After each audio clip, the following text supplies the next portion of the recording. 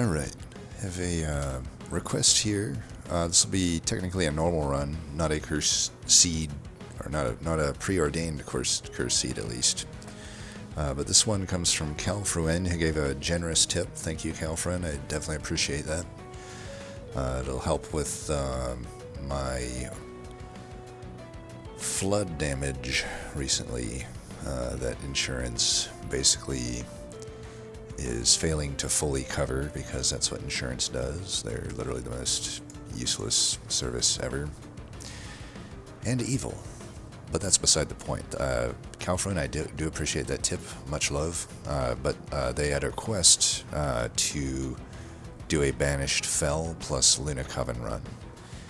And I thought this would be a good one to do here then. So, Fell with Luna Secondary. You know, typically if I'm choosing my combos for Luna Coven Secondary, I would typically go with, Moon Ritual. I do think in this combo, though, specifically, Witchweave might make more sense.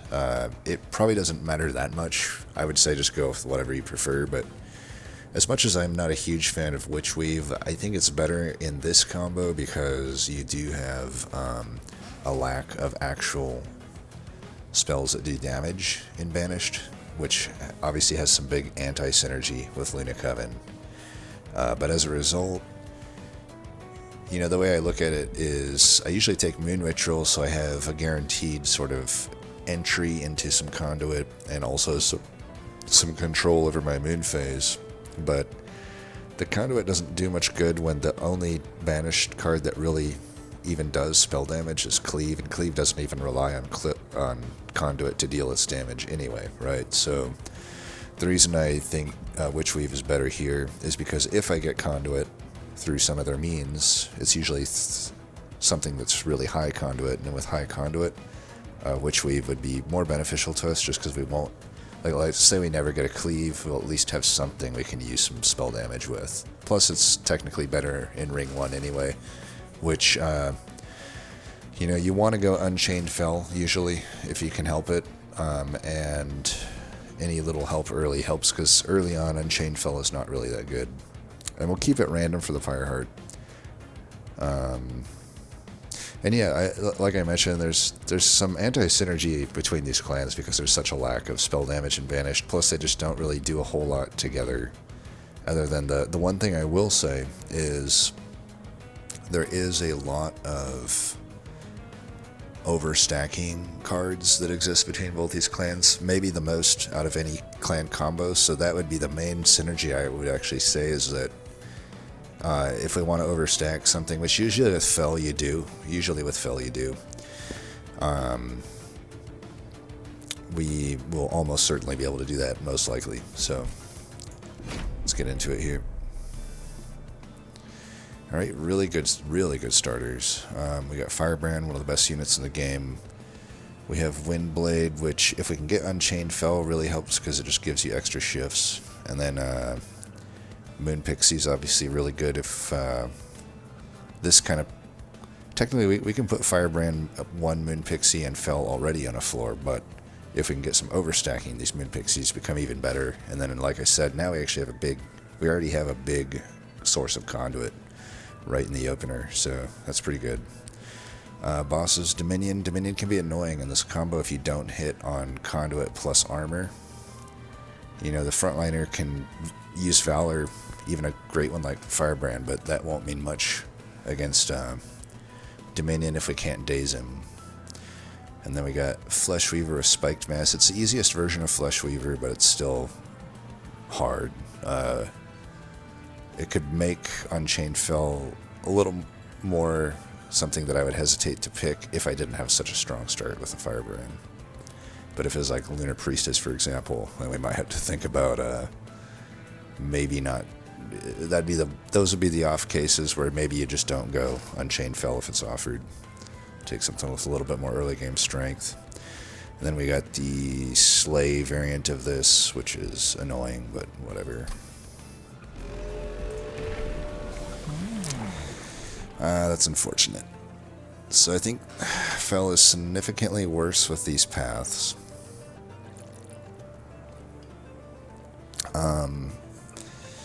There's some level of redundancy between Vanguardian and Firebrand, because obviously they both want to sit at front. But we could run a multi-floor setup, at least for the time being.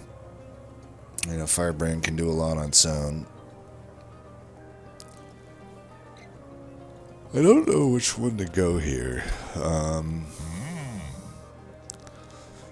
You know, none of them really used the Windblade particularly better than the other one. Maybe Savior technically does because its ability shifts them forward, but it's pretty minor. I will say, just in a vacuum, if I'm not going to focus on Fel, Vanguardian's probably better. It's better early, and it's better as a set and forget. Whereas the Savior, you still kind of need to pour some resources into him. Or her, I can't remember. Fel, I think Fel's a girl, right? Yeah. But yeah, it's like you kind of have to get some Valor stacked. I mean, both of them are similar in that regard. They're just significantly worse than Unchained. It's like Fel's an interesting one. I had ranked him pretty high on my tier list, but I ranked her pretty high on my tier list, and there was some, I guess, valid criticism that because the other two paths aren't that good, then, you know, 33% of the time the champ doesn't feel so hot. I think my main thing with Fel, though, is if we do get offered Unchained, we still got a 50-50 to get it at Ring 3. It's still, like, she can be pretty good with either of these paths. The thing is, if I do get offered Unchained, Savior's significantly better than Vanguardian. So it's like 50% of the time, Savior will definitely be better. The other 50% of the time, it's a toss-up. That's why I'm kind of leaning towards Savior. I would go toward Vanguardian if I thought Ring 1 was going to be a nightmare, but it doesn't seem like it will be because we have Firebrand. And the Windblades are decent enough. I mean, it's not like Firebrand carries a lot of weight early, but it still might be a little hard. But I think Savior, just for the potential upside. Ooh. Well, I don't really care that much about Lunar Lantern, I suppose, even though it's really good early.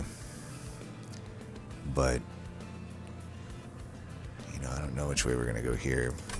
Pretty hard for me to pass up the Gauge. Both these... The only thing that sucks is it obviously isn't so good with the Witchweave. What do we get? We got Life Mother's Pyre? Okay. So, definitely Gauge, I think, then, because think about it, we can... Divinity becomes so much easier to take. Cleave becomes even better, even though it's already great.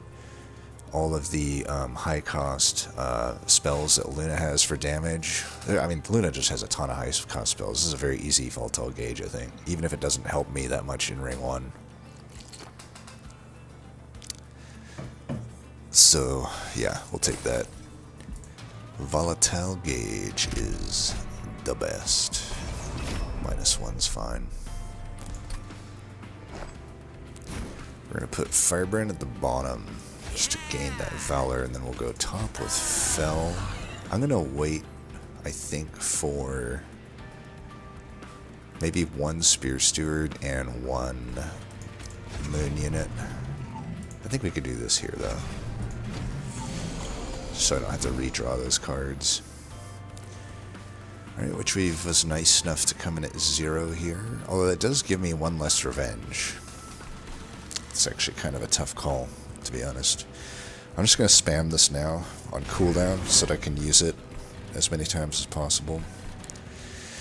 The really greedy part of me wants to just play both these Vengeful Shards. So I gain 6 Valor here if I just let them hit me, only 4 if I don't. The only problem is, like, these will do 3 damage to my Pyre, almost certainly if I can't Witchweave them, which right now it's so easy to play it. I think in the interest of my Pyre, I am going to kill one of these, and then I'll play one of these, and I'll get my Moon Pixie down up here. Like I said, rounds 1 through 3 Gauge can be a little rough. Definitely ain't no way I'm not doing that. Now the question is, what else?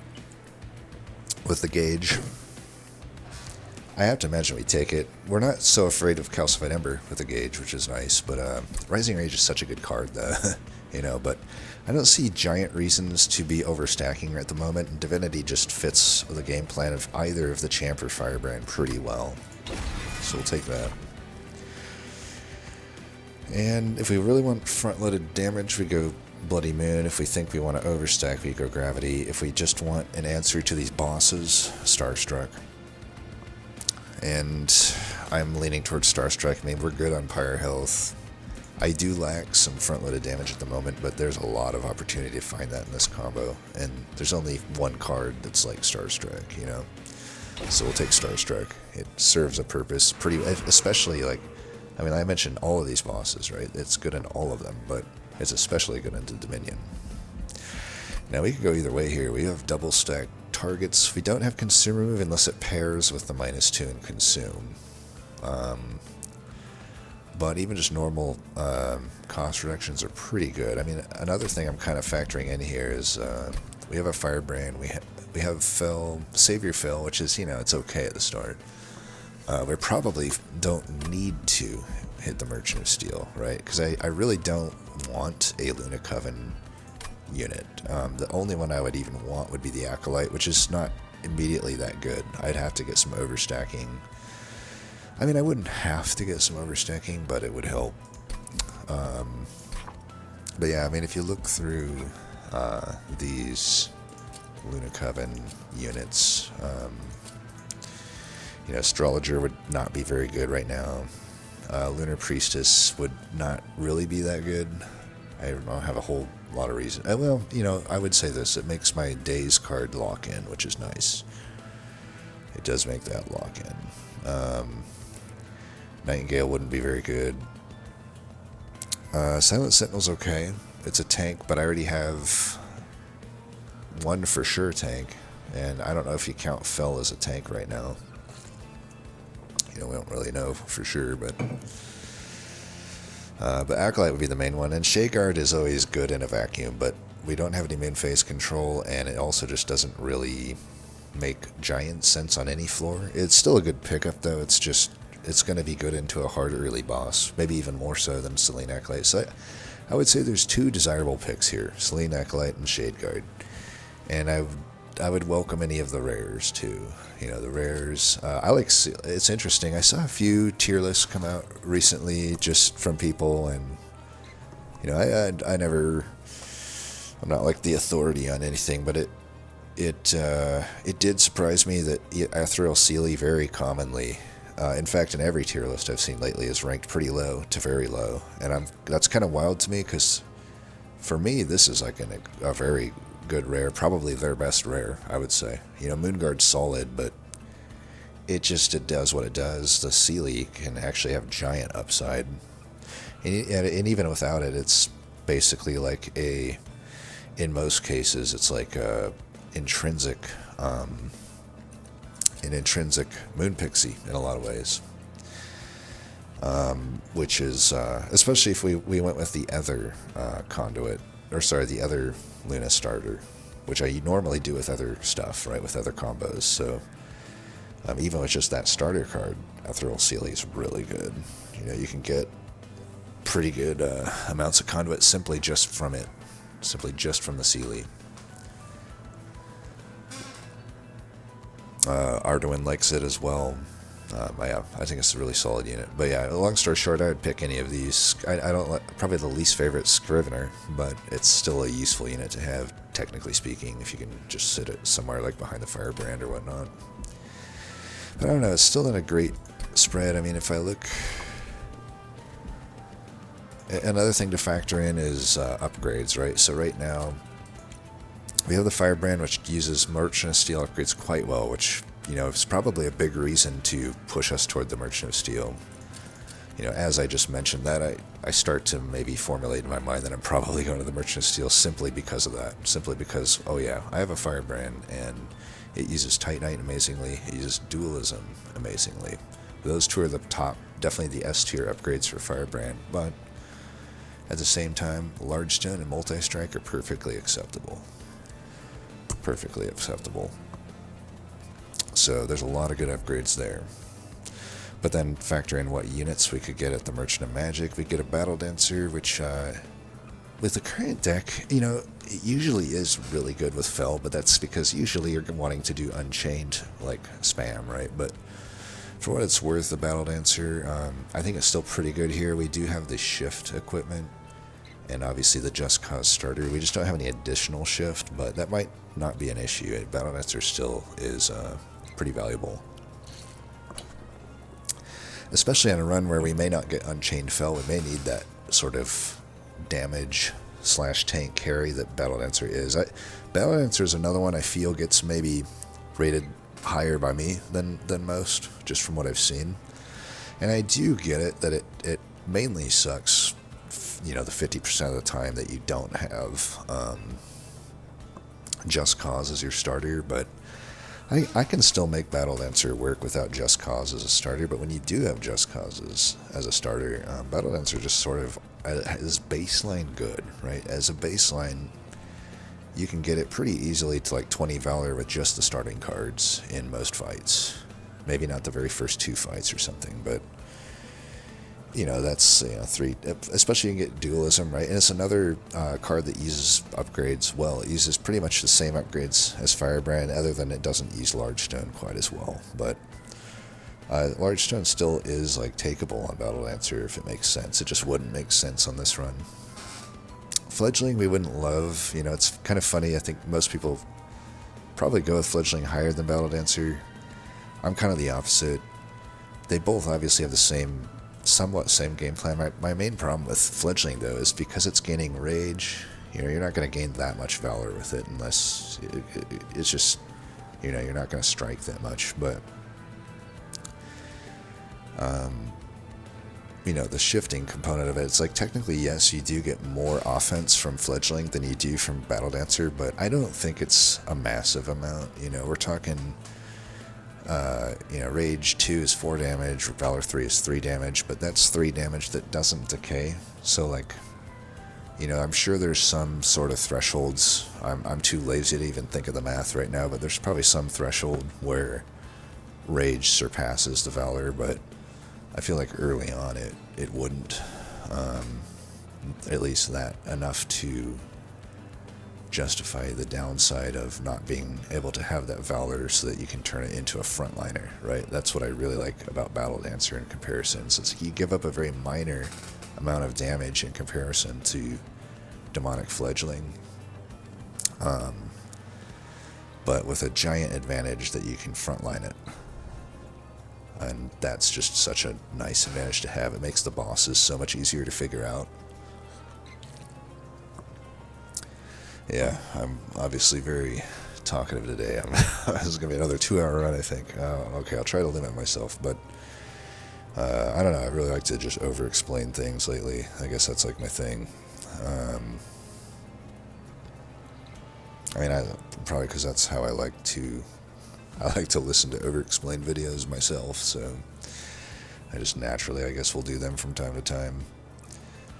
That's one of my favorite things that Jorbs has done from time to time, is the Overexplained series. Go deep into what they have, like their thoughts on certain cards or whatnot are. He did that, by the way, for Monster Train. When I very first started playing Monster Train, he was one of the guys that got me into it, and he had done one of those type of videos on Hidden Passage, which at the time, when I was a noob, I didn't really like Hidden Passage on Hellhorn, and he did a good video on it, and then afterward, I was definitely a believer. I started to realize how useful that card is. But yeah, tangents aside, what are we on? Steadfast Crusader, it's just not that good. It's definitely, I probably ranked it too high on my tier list. It does, like, very minimal damage, and there's just not much upside. I feel like the ability should be a cooldown 1, then we're talking. Then I'm like, okay, this is a unit. Then I can put Large Stone on it, and I'm like clearing stuff every turn. The thing is, I can still put Large Stone on it and clear it every other turn, but you had to like keep him healed, so it's like maybe if the slam also gave you some valor or something, it would be nice. I mean, I feel like that's not any, as long as the valor isn't super high amount, it's not like it would be any stronger than Firebrand, for example. I mean, Firebrand essentially returns the damage every turn with some degree of valor, and then just keeps growing in defense. But yeah, I think Sword Maiden also wouldn't be too bad because we got that equipment. But I don't know. So in my deck, I got Divinity. That's the main card we're looking for upgrades on. I don't even know if I would. You know, Starstruck and it are both competing for double stack, which kind of sucks. But I would probably prioritize giving it to Divinity, just because we are volatile gauge, and I'm technically getting more value out of that. But even if you're getting more value out of that, I have to wonder if the Daze is technically just a better upgrade, though, right? But I think Starstruck would really like a Permafrost instead. I think that would typically be better. Permafrost is not an amazing upgrade with Volatile Gauge, though, sometimes, because sometimes you get a card that gets Permafrosted at like a 2 cost, which does suck. We could give it an additional Ember reduction, but that's a lot to pour into that card for maybe not that much payoff. Another thing we can factor in now is like if we hit one or the other, where's our chance to get others? So like if I skip steel right now, at minimum I can't hit another steel until after this boss, which could be rough. Fleshweaver is a very hard boss. And it's not, honestly, just saying that out loud, I'm pretty certain we're going to hit the Merchant of Steel. But other things you could factor in, right? If it was Archeon, we're less inclined to say that I have to hit the steel, right? Is I guess what I'm saying there. Especially then if the next steel is after this ring. But I'm pretty sure that's just already the final nail in the coffin for our decision here, that we're going to go to the Merchant of Steel. So there's no sense talking through the rest. We'll just do it because we've wasted enough time here. Definitely Merchant of Steel. And there we go, Titan. I have to imagine nothing in the Luna Coven will beat out that, but we'll check it just for, you know, the heck of it. So we could maybe take Nightingale. There's a world it could make sense. There is some more upside right now with Nightingale versus Astrologer. You know, Astrologer is better when you're running the other starter, which is, again, usually I kind of lean toward that starter instead of Witchweave, as long as the clan has reasonable spell damage available.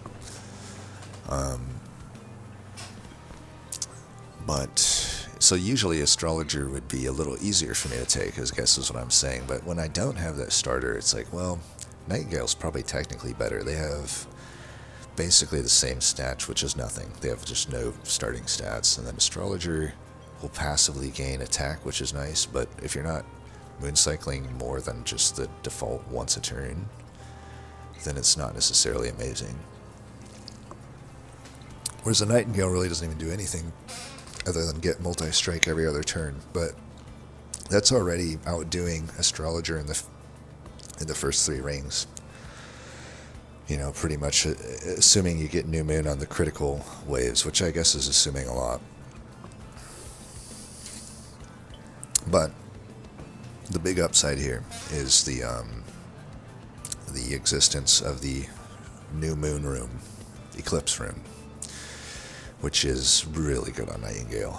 And I kind of would like to take that just to open up that potential high roll, because I'm pretty sure we want to hit the arms. As good as the magic is, when you have a gauge, there's just so many good things at the arms. Like all of those high-cost rooms become that much better, and those rooms are usually good anyway. But some of the more middling ones become easier to buy too, right?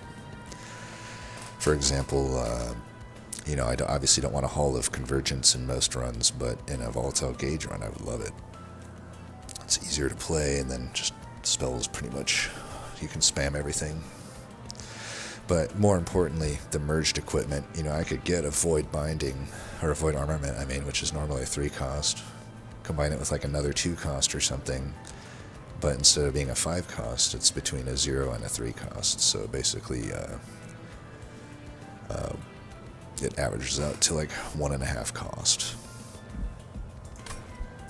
But yeah, so we want to open up that room as a high roll. So we'll take the Nightingale there. But definitely Titanite's going on Firebrand. And, you know, we can hit the steel. Ring 4, it looks decent. There's also a steel at this well, which might make us not necessarily need to hit that steel. Still up in the air, but we know for sure we at least have this steel, which is really good.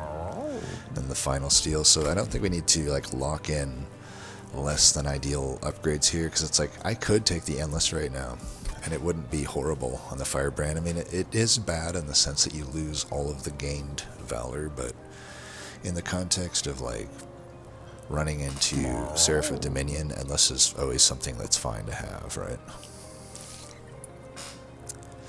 Especially on Firebrand, which is most likely just going to be a tank and not necessarily our damage carry. I mean, it will provide some damage, which is nice, but it's mainly going to serve as a tank. And hopefully either our Nightingale or Fell can provide the backup damage, or just like Conduit plus spells could provide the other bit of damage. For sure, though, we should at least do this. Get a Moon Pixie some health. And I don't know, I could put 14 on the Nightingale if we're really scared about Ring 3. Or I could also put on Moon Pixie. We'd want to hold out for potentially dualism on Moon Pixie. The only problem is if we do that, it's like I would have to be taking at least those 2 Merchant of Steels, I think, rings 4 through 6. Because the dualism right now would go on Firebrand. It's the ideal second upgrade here, right? Because if you think about it, we've already kind of doubled our defense with Titanite, and then doubling the Valor gain is basically like quadrupling our original defense while also doubling our offense. It's kind of ridiculous. And then, of course, any buffs that you throw on it are even better, especially if it's from equipment.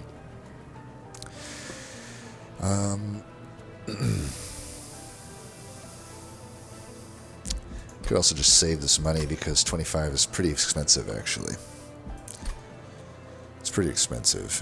I want my money for this arm, so let's just call it good here. Plus, we are Life Mother's Pyre, and we have the option to use this gold to do some duping, which right now I don't think is super powerful for us. We could honestly do the Vanilla Divinity if we were desperate here, but I don't think we're desperate. Picking up that Titanite on Firebrand, he's just going to solo this next ring. At least the bosses. Yeah, let's do it.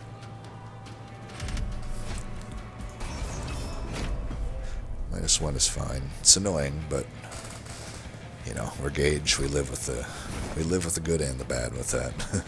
And honestly, Firebrand will just sort of do most of the work here. I believe that was Spike's boss, right? So we should just put a Shield Steward here. We'd go Nightingale if it wasn't Spike's boss. And honestly, I can't remember for sure if it was, but we're just going to say that it was. So in the interest of killing more of the waves, let's try to do this, I think. Probably going to leak, though. This is where our lack of front-loaded damage could be a problem. Is there any point to Witchweaving? I guess this is better than just playing a Vengeful Shard. This is a good example of a bad Volatile TH turn, though. You know, you live with, like I said, you live with the good and the bad. This shouldn't be that common to have your best cards be unplayable, but it is what it is. That's the risk you take with the trial. I need the gold, so no matter what, we're not clearing this out. But I think this is better than the Spear Steward. I don't know, though. Maybe the Spear Steward's better since I can also play this. And it's not like I have a whole lot of time to mess around otherwise. I really don't want to take 6 to my Pyre. So for sure we do this. And then I guess we just do this.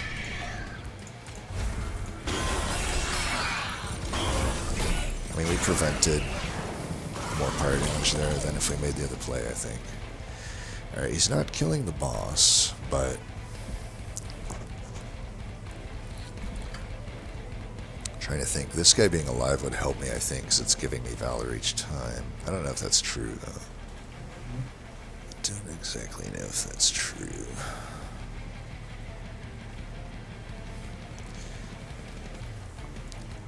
Yeah, I don't think there's any world where we're clearing this guy. I mean, maybe if I bring the Shield Steward forward, I just don't think I'm making up 111 damage there. That's got to be... Let's think about it. If I'm in the back... I mean, maybe if I'm in the back...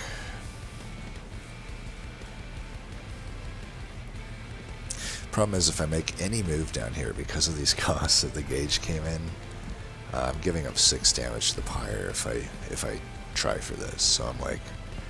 Can I just rely on myself to beat the boss? I think I can. So let's do this. Oh, we're actually killing up here. Okay, I didn't realize that would be enough to kill the whole thing.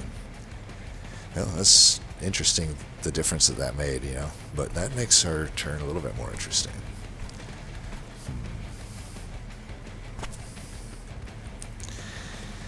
Alright, I guess I gotta do some math here. This guy just does no damage, right? So I think we don't worry about him. I do think maybe we move the steward forward, though.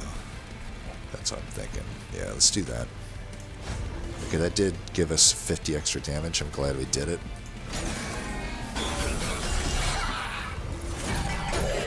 That should hopefully seal our ability to not take any more pyro damage here, other than maybe some vengeful shards. Alright, they're all dead. Let's take him out then while we can.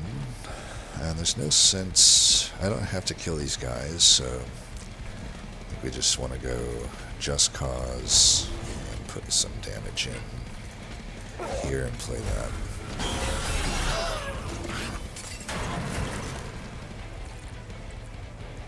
We're actually very close to not killing this.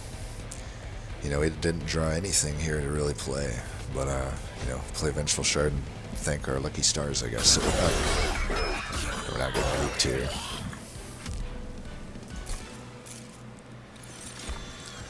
Alright. Definitely, Begone is takeable. Do we think we need to overstack, though? I don't think we do. I don't think we do.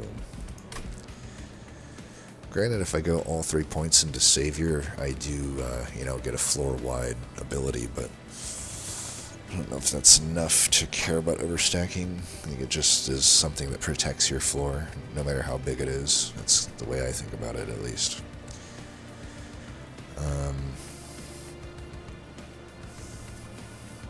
Begone, I think, just adds us some front-loaded damage, which we do lack at the moment, but Begone is not the best with Fel in the state that we have her in right now, which is like, she's not... Because, you know, it retreats the front unit, so that's usually a tank. In some cases, it's good because it gets like a lesser tank out of the way, and to kill the bigger tank, which is what you do want to do, but in other times, it's like, it just takes the actual tank and puts it to the back, which is a little tricky, because then it's like, if I play it when I'm with a Firebrand, then my Firebrand's not doing big damage to a tank. And if I similarly do it with Fel, who probably has a lot of my damage, right, I actually don't hit the tank that gets retreated to the back.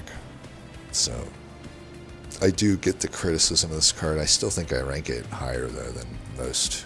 I think a lot of the times the retreat is either negligible effect or a positive effect. I think it's actually not as negative as you think, and the positive of it giving all of that melee weakness to everybody really helps with some front-loaded damage. So I think we'll take it. And then out of these, since we still don't really have any control over our moon phase, I lean toward Bloody Moon. But we still could take gravity, because actually I almost prefer gravity for overstacking sometimes than just cause, just because even though half the time it doesn't really move the direction that you want, it at least brings the unit to the back of whichever floor it is. And there's something to be said for that. But it can be awkward when most likely the units that we're moving around are Moon Pixies, which obviously only one of them we can even use it on right now.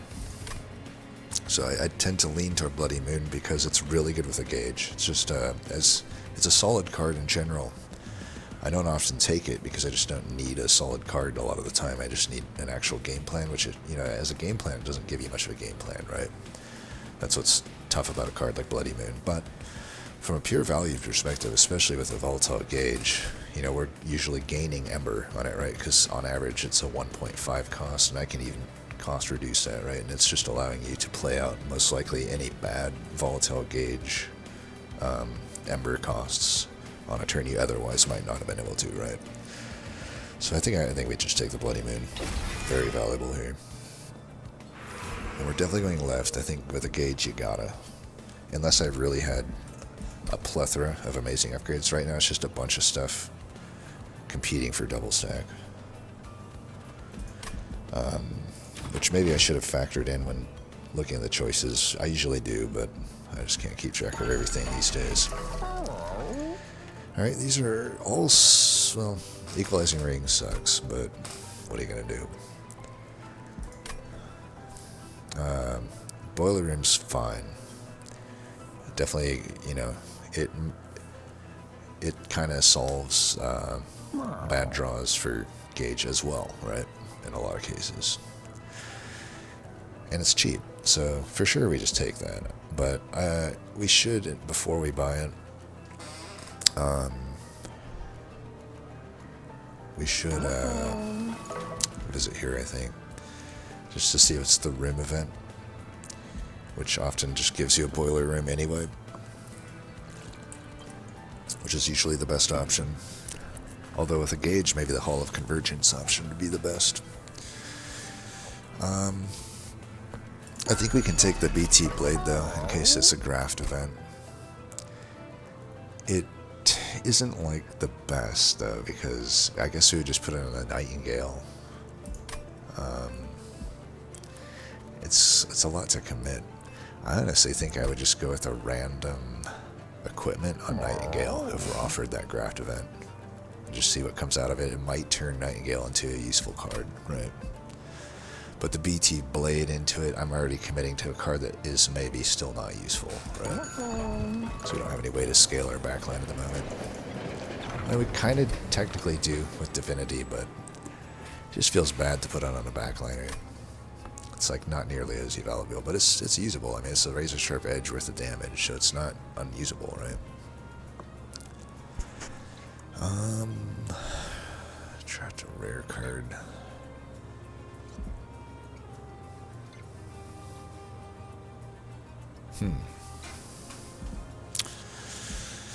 Well, let's think of this. We're thinking of Luna, right? So let's go through the decision tree here. So, do we want a singular rare card? Well, Coven Spike, whatever. It's not that good. Duality's good. Dusk Mental, not that good, in my opinion. Sealy would not be offered. Cycle Staff wouldn't really be that good right now.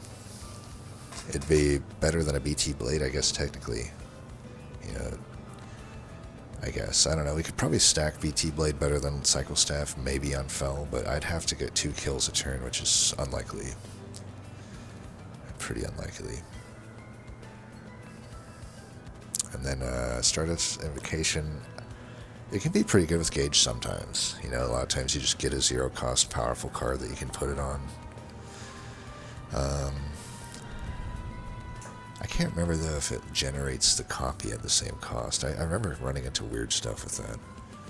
I can't tell you off the top of my head if it, like, say, for instance, if I had a 0-cost Divinity and then I use this on it, would it bring it back in at a 3-cost? I'm pretty sure it would bring it in at a 0, but I honestly don't have 100% confidence in saying that. Then we got the Ritual Tome, which is growing on me, and with a gauge it's even better since it's higher cost, so you get some value there. But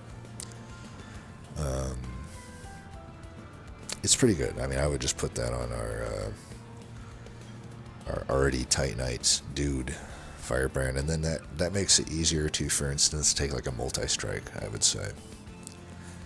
So far there's some good choices. Silver Ink is honestly really good, even with our kind of single target damage spells.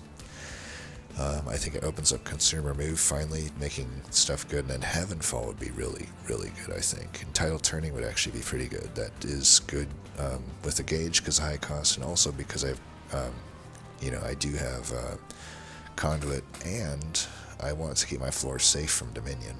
And, I got spikes to deal with too, potentially, with the Fleshweaver, so that's a pretty good option. Then the artifact, I doubt the artifact is that good of an option, because I don't, in my head, think of Luna as having that good of artifacts. That being said, obviously every clan still has good ones, right? Like Orrery is good, definitely good. I think Celestial Sails sucks. Circle of Cycles can be good. I don't know how useful it is here. I would take it. Very middle of the road, I would say.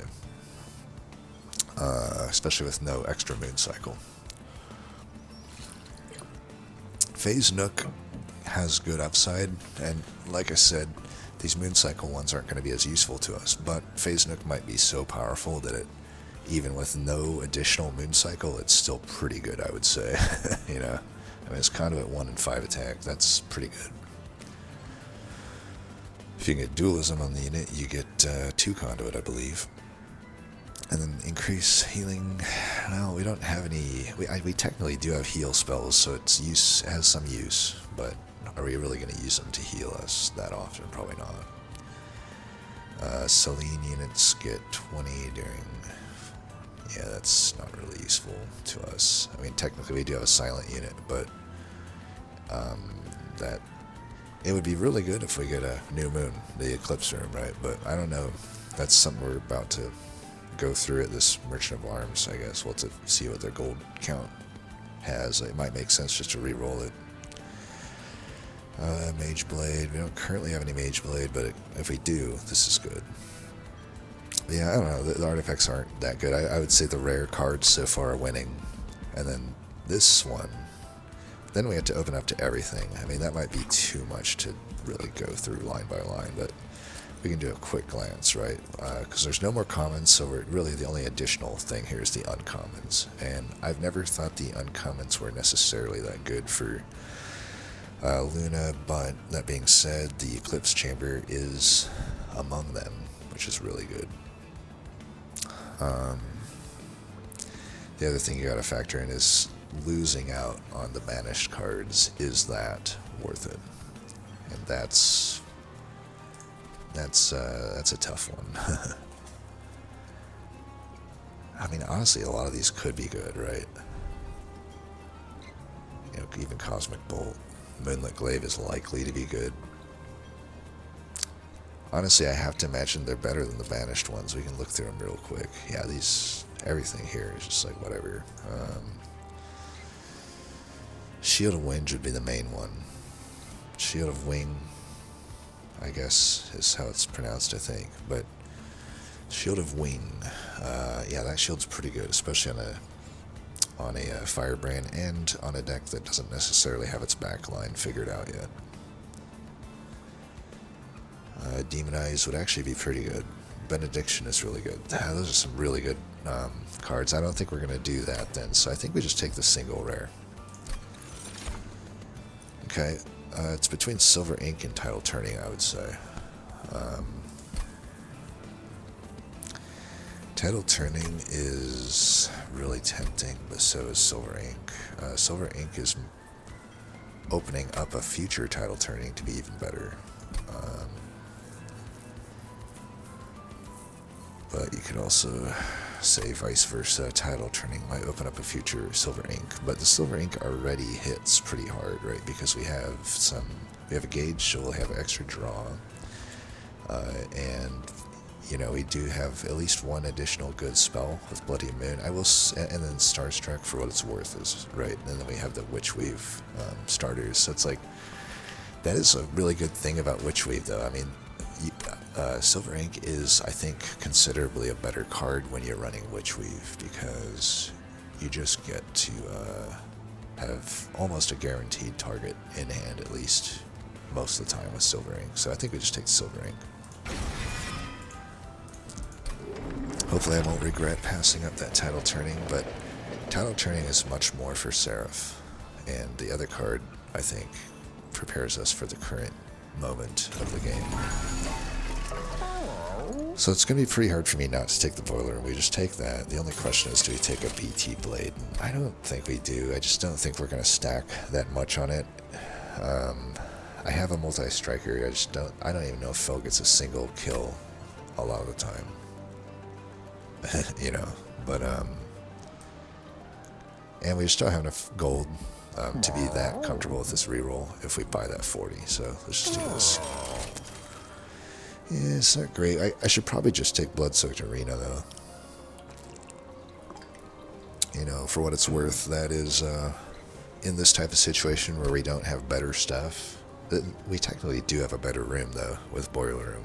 So that's the thing that I'm kind of, like, they both obviously trigger on Slay, so there's always going to be competition for whichever our main floor is for these rooms.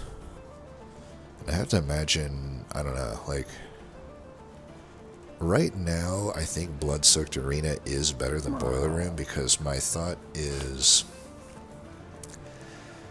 am I, you know, for 1 Ember, am I usually getting more value than 6 Valor with it? Right now, I don't know that I do. Maybe the first card I play, but I think the subsequent cards I play are not necessarily more valuable. And so I guess what I'm trying to say is, like, I'll always play my most valuable card, even if it comes in at a horrible cost in most cases, right? So in that case, it's not really even in competition for that 6 Valor, right? But it's the additional Ember that is in competition. So it's like, once I play, for instance, a Silver Ink, for example, if I say I have to play it at a high cost, or if I have to play Divinity at a high cost, something like that, and then I only follow it up with, say, a Witchweave or something, even though it could technically come in at higher costs. Let's just say it comes in at a low cost and I'm able to play it, or maybe a Just Cause, right? In most of those cases, it's not better than 6 Valor, right? We're talking 2 Valor, we're talking damage. Now there's a caveat there. If I'm playing Silver Ink and attuning these cards, that's probably more valuable than 6 Valor. That's where I'm kind of wishy-washy on this one. But I think either way, just since none of the other stuff is really necessarily that valuable to me, I'll just do this. And unfortunately, we are a little bit shy here of being able to do deployable. I'd rather have the room than put deployable on a room, though, because when you have Gauge, I think you just gotta trust in your ability to draw through the deck. Alright, so we'll definitely want to go, I mean, this guy does so much damage at the start that it's really hard to go top floor with anyone other than Firebrand here, but Firebrand is least useful at the top. So we might just go Diversion floor up there, I'm thinking. Yeah. Do we go Nightingale on the bottom? We could also go Nightingale top, and then it's stealth, and it diverts the boss up there, but then doesn't actually kill any of my stuff. And I get a hit in. That actually kind of makes sense, doesn't it? I don't need Nightingale behind Fel. I mean, the Train Steward does more damage, unless it's New Moon, but I think I like this play anyway, regardless. We'll go bottom here, I think. I think we want the, I don't know, maybe I want the Conduit down below, but I feel like I don't, because I want to take all of the hits, and then I'll finish off the backliners up here. You know what I mean? So I think we can just do it like this. So we'll put, I should start with this. It does feel like a shame, though, to give up that Valor, but I think we're fine. With the Titan Knight, I just don't need as much Valor to do my thing.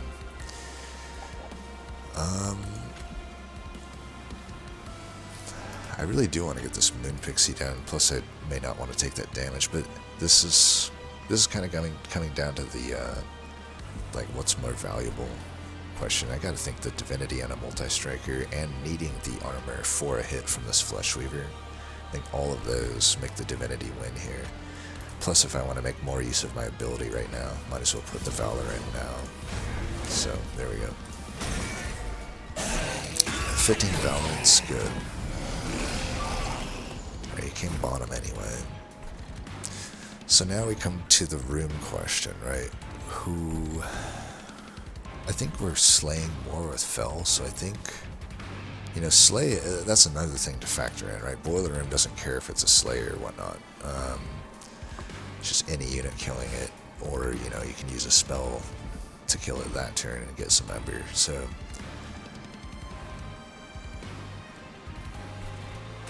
I don't know, I feel like both rooms want to go mid here. I think if we're afraid of the boss, Bloodsoaked Arena makes more sense. Then I'm getting a lot of extra Valor. I think we do that. Then down here we can do this. Makes like a play like this not suck as much, which I do think we gotta do. And then I'll put this down. Go like this. This guy we want to make sure we definitely kill though. I'll play this out here. I can take 1 damage here. This guy could hit our Pyre for a lot of damage here if he survives here. Got a nice Pyre health right there.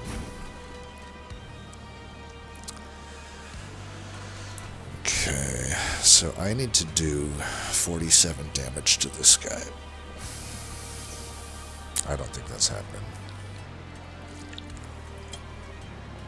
Could have been an argument to put Wind Pixie up here.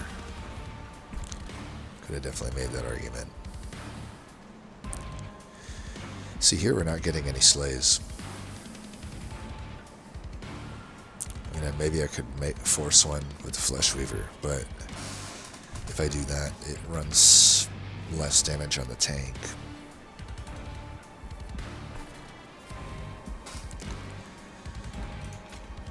Could still put that down.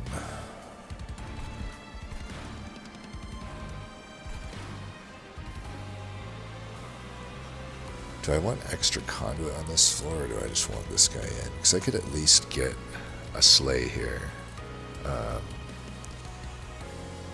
Yeah, let's try to make use of this room a bit. Right, at least now I'm getting some slays, and that means I'm getting value out of that room. I think we're just going to live with the fact that we're going to be bashed by this guy. You know what, though? We do need to get his health. No, I mean, I don't have any option at this point. I already played it off. I played my cards. I think he's going to hit us twice. That really sucks. Yeah, I'm pretty sure he's hitting us twice. Yeah. I honestly didn't do enough close examination of the rest of these cards to realize that I couldn't play any of them.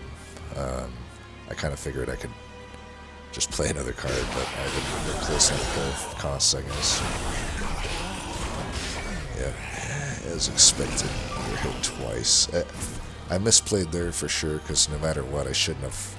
There was no play to make there that would have trumped at least not taking that extra hit. I was just kind of loosely thinking I was only going to take 1 hit until I really looked at everything and my turn was already played out, right?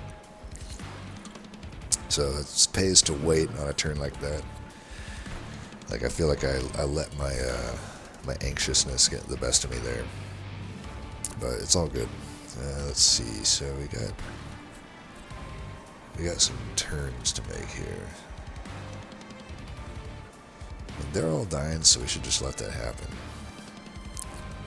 I'm trying to think what we do elsewise. Sucks that we didn't add any equipment. That was kind of a low roll shop, I would say. I mean, I still got a good room out of it with the boiler room. I'm still not necessarily sold on Blood-Soaked Arena, but I think it's going to be pretty valuable here at least. I think we just go and go Windblade here. If I play this now, I'm only getting it on 2 cards. I don't know that that's like that worth. So I think let's just do this. And I do want to bait the boss out top, I think. Another thing I could do is just hit it right here, but that does make this group a little trickier for the next floor to deal with. But that might be okay because we're kind of scaled at this point. Plus we could daze him. I don't really want to take the damage here, because I will lose more health. Is that even true? Because it's half damage, so it'll be 11. 11 plus 1, 12 plus 3, 15 plus 1, 16. It's actually not hurting my health at all right now. So it might actually make sense just to silver rank here and heal myself, honestly. Or silver rank and hit Flesh Weaver. I could do that as well. With just the extra damage in the Witchweave. It's still not much though. It would make more sense to hit him up here. Yeah, I think we'll just do this. Gotta trust in my ability for this next group here to kill it. Yeah, see, they're fine. They're killing it all. So let's get rid of that, get rid of that. Put this guy up here. That makes sense. And then I don't want to mess with the math here by using Begone. See, this is a good example of a turn where Begone kind of sucks. It's actually okay here though. Okay, I didn't mean to click it, but apparently it's clicked. I think it's okay here because at least just takes care of that. We know this floor is going to kill this guy anyway. It just allows us to not have to deal with the Scourge there. Let's do that. We're not doing a whole lot of damage here. That's kind of scary. We got another ability coming up though, and I got 50 Valor, so I think we're okay.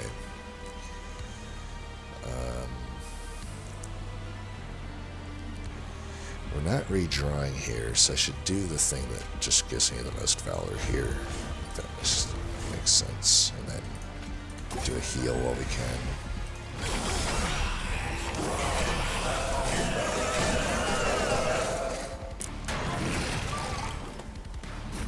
Alright, looks like we're killing them already, but in case we weren't, we had a few things we could do here. We come in with a great Ember. That's another advantage, I guess, of going with the boiler room on the bottom. That might be what we do then. You know, I guess what I'm saying is once we get to Relentless, we're guaranteed like some extra Ember because our own units die. And then if any other enemy units also die, you just get a ton of Ember for the next turn. So let's go ahead and daze him. Do that. Hit him there. Just to show him who's boss, you know.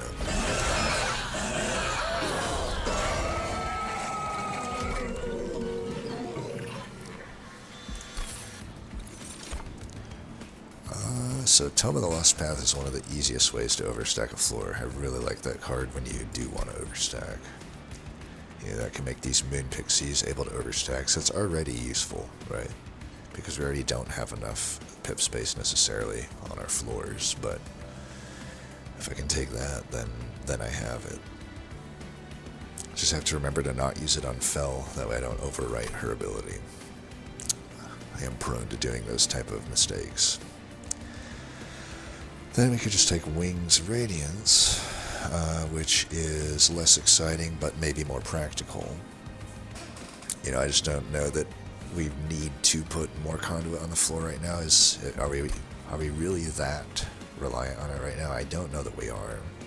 It honestly seems like most of our damage is just being done by the passive effects of our rooms plus our champion and banner unit here.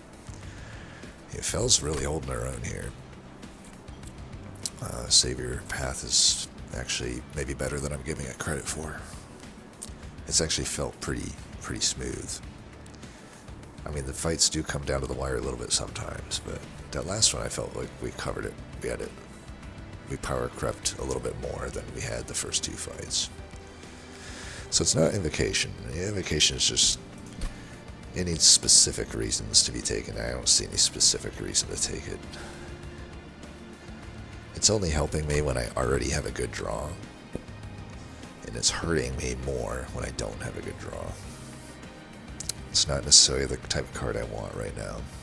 Whereas if I get Wings Radiance, it'll always be useful, almost guaranteed. You know, just stack a bunch of melee weakness on anything, whether it be a flying boss or Dominion even, you know, thinking really far down the line. But, you know, just killing the tanks, it's really useful too. Plus, it would be okay to combo with Begone, making it a better card. So I'm pretty sure it's just Wings Radiance. Selene Acolyte would be a lot easier to take here had I taken that Flight Tome. I feel like I'm just immediately punished for my decision. Thanks, game. That's okay. That's not how you want to think about it. That's like that's the noob way to think about it. You want to be like, well, you know, sure that happened, but what about if it didn't happen, right? Like the majority of the time, I'm not going to see Selene Acolyte here, which is the only unit really from the banner pool that I think I would care to get a Flight Tome for. Yeah, I wouldn't do it for an Astrologer. I wouldn't do it for a Shade Guard. I wouldn't do it for a Lunar Priestess even though it has actually some value to me right now. But, you know, I think just having extra damage right now is our main problem. You know, we've been barely killing these tanks in the early rings, and in fact we did leak some. And Selene Acolyte needs things. You know, it still kind of works though. Here's my thought. We've just been running a Spear Steward right now behind Fel, and that worked fine. So we ran one Pixie and then a 2-pip unit. I mean, Selene Acolyte is a 2-pip unit, and then I have already some Conduit, right? And if I can get double stacked, then it's even more. Plus, we've been wanting to run the Blood-Soaked Arena on that floor, and she, whether she gets like quick sweep or whatnot, you know, she'll be able to pick up a lot of slays potentially. So I think Selene Acolyte is still worth taking here. And then always take Ember. Don't overthink it. Take it from a guy who thinks way too much about things. There's some things you don't need to think about, and when you have a volatile gauge, you don't need to think about it. Take the Ember. Now here I do have to think about things, because we have opened up more upgrades that are good for us. You know, Selene Acolyte wants some initial health of the just 20 health variety. I don't want a large stone because I do need that floor space right now. But she also takes quick, which nobody really takes that well other than sweepers. So Selene Acolyte having quick is definitely good. It's ideally, I could argue it's her best upgrade. And then multi-strike actually would already be useful on Firebrand, but it's I think right now we'd still prefer dualism on Firebrand, and multi-strike might just be better served on Selene Acolyte. But I will tell you, that's enough upgrades that I just want to hit this steal.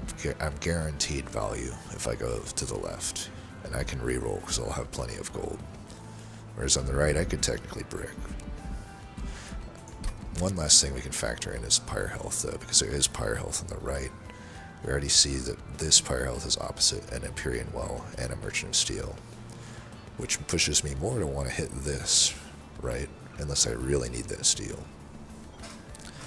Then health up here. This one's easier to hit. We do have to give up a Vortex, which is also a very good map event, but at that point in the game, no matter what we do, I don't think a steel is so valuable at that point, especially with another steel at the very end. So that Pyre Health, I think we can be pretty certain that we're going to hit.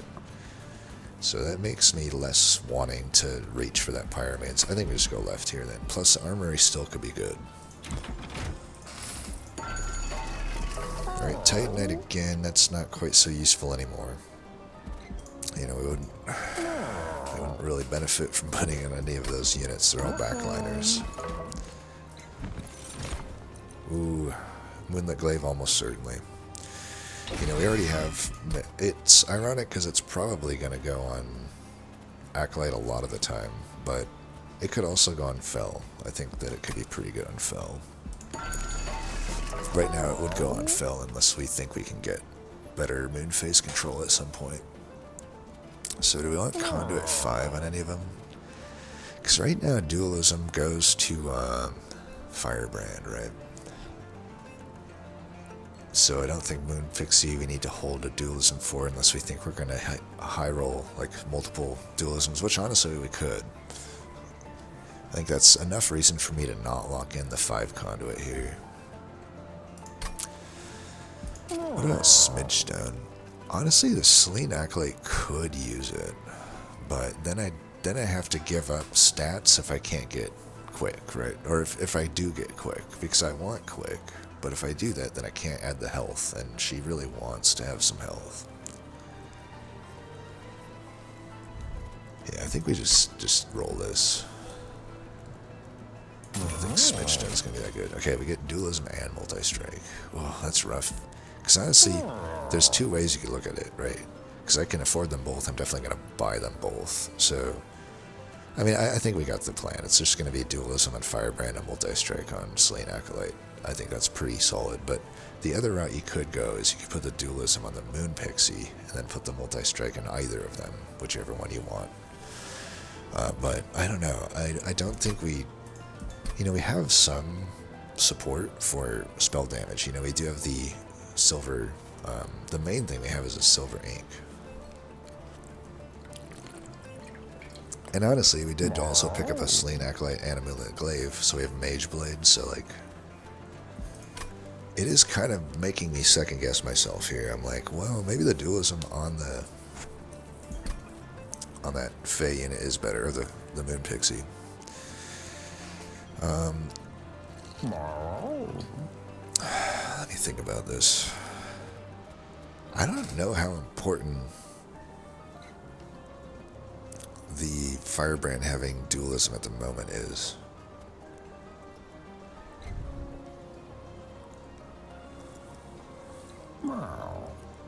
I mean, we're fine either way. I'm just trying to min-max this, really. I feel like either way the Multi-Strike wants to go on Selene Acolyte, but I feel like if the Multi-Strike wants to go on Selene Acolyte, doesn't that mean that we also want the Dualism on Moon Pixie? If that makes sense? Because it's like, well, Selene Acolyte gets her damage from having this conduit.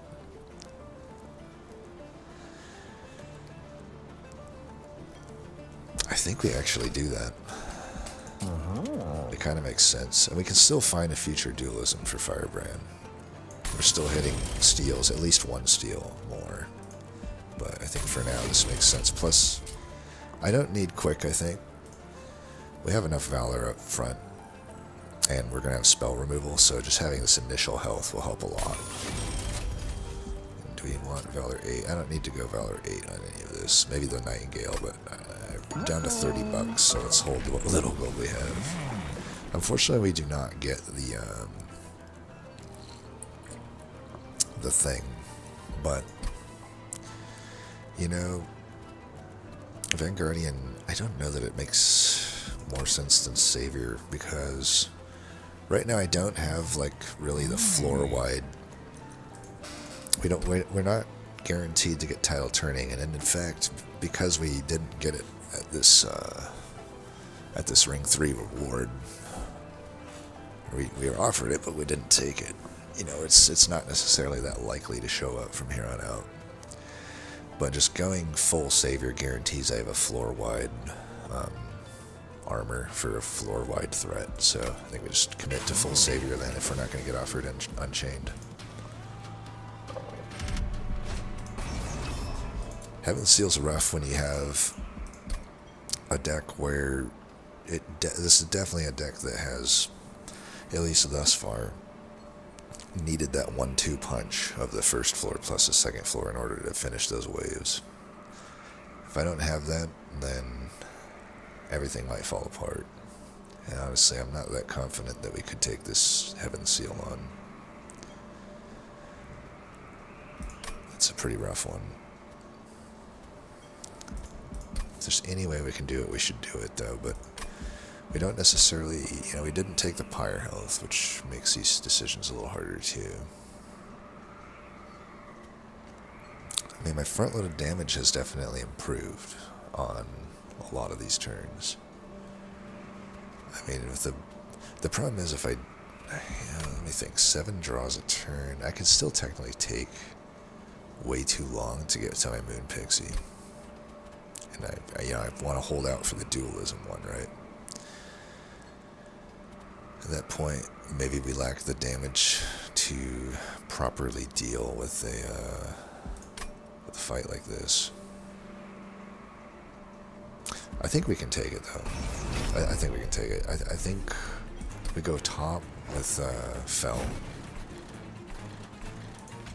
We have our Acolyte for sure.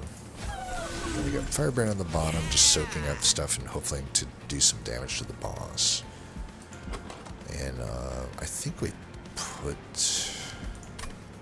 the Nightingale with him. We might be able to kill a tank here and there. Maybe. I doubt it, though. We'll see. He still killed these, which is fine. Do I want to let this hit me, or do I want to kill it?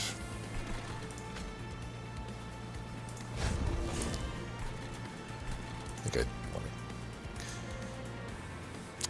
This is, again, only hitting 2 cards, but this is a really good to hit it on the Bloody Moon. It's only good once I draw through 4 turns of cards, though.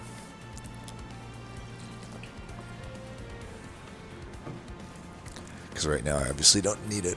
So would it be better just to save it to combo it with other cards when I actually need them on redraw, right? In Starstruck we may not benefit from if we're using it to daze a unit that we primarily want to daze, like a boss. That extra damage just might not end up being as useful, because it's more useful when you're using it to kill a tank, in my opinion. So I think we just do this. I'll give up 1 hit there. I'll get some extra valor here, then we can do that, and I'll just throw this away.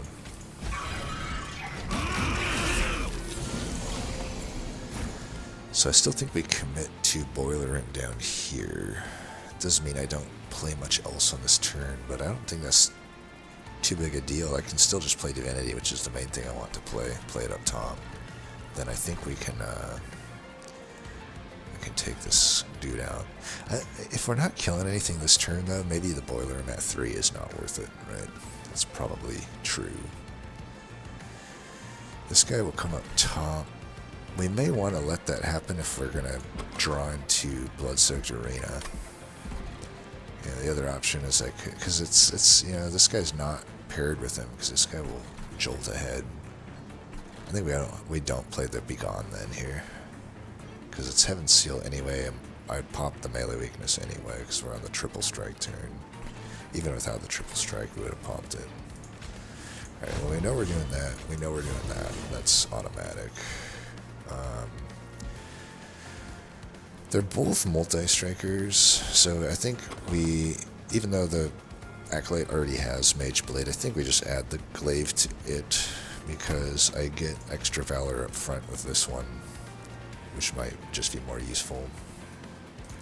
Then we'll get rid of this while we can.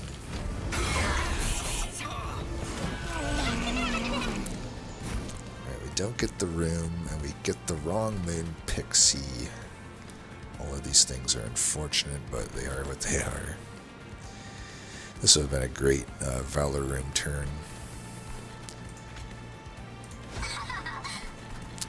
That being said, I kind of want to just put all of this Ember into Maleficus here, because she's killing this guy anyway. I can just heal myself here, I guess. For 0. Yeah, let's just do that.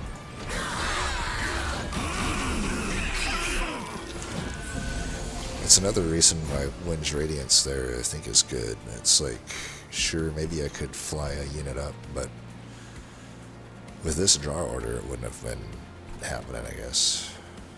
But, yeah, so definitely we'll do this here. Wow, my mouse is just... I, like, one molecule of the edge of my dead skin touches it, and it's just fucking double-clicking and shit. I think we can take 1 damage here. Then again, we also don't maybe really need to. So we got the ability here anyway. I think I don't want to take this damage. I can play the Moonlit Glaive later when it's at a better cost, hopefully. I can put this here. And we're fine to let all these up. I already have enough strikes to take all them on. So I think we just heal there again, and then do that.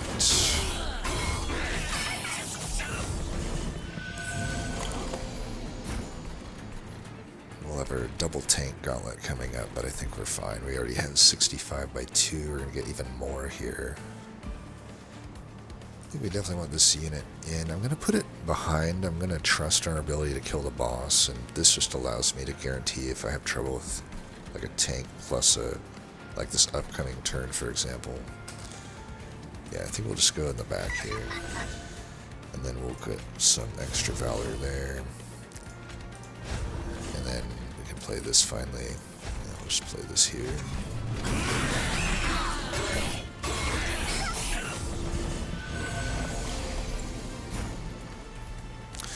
You know, I will say, our Firebrand has not necessarily done that much.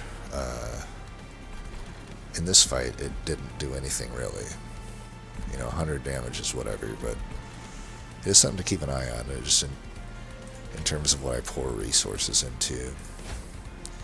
This is the world's worst silver ink, I might add. Now, one downside of using the Shield Steward here is I can't make the Wings Radiance play, but that's okay. We're already killing the tank alone with Fel, so it's just not a great turn. Let's take out at least a backliner here. I guess I could put this here. That's the only play that seems to make sense. Yeah, that's an extra 200 damage. I'll take that.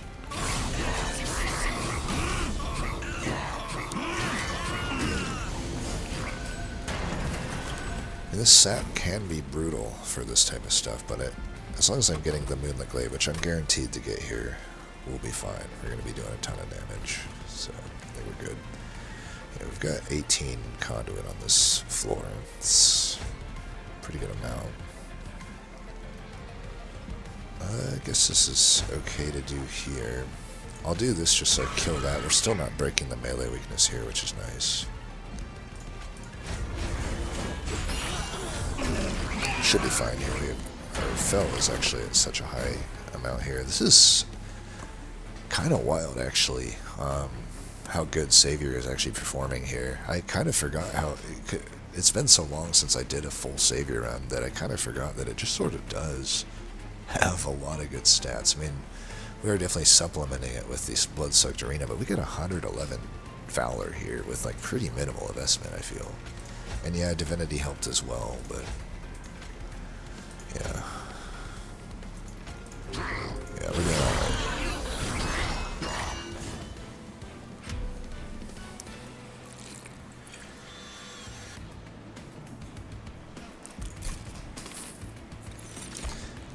Okay, Shield of Winch.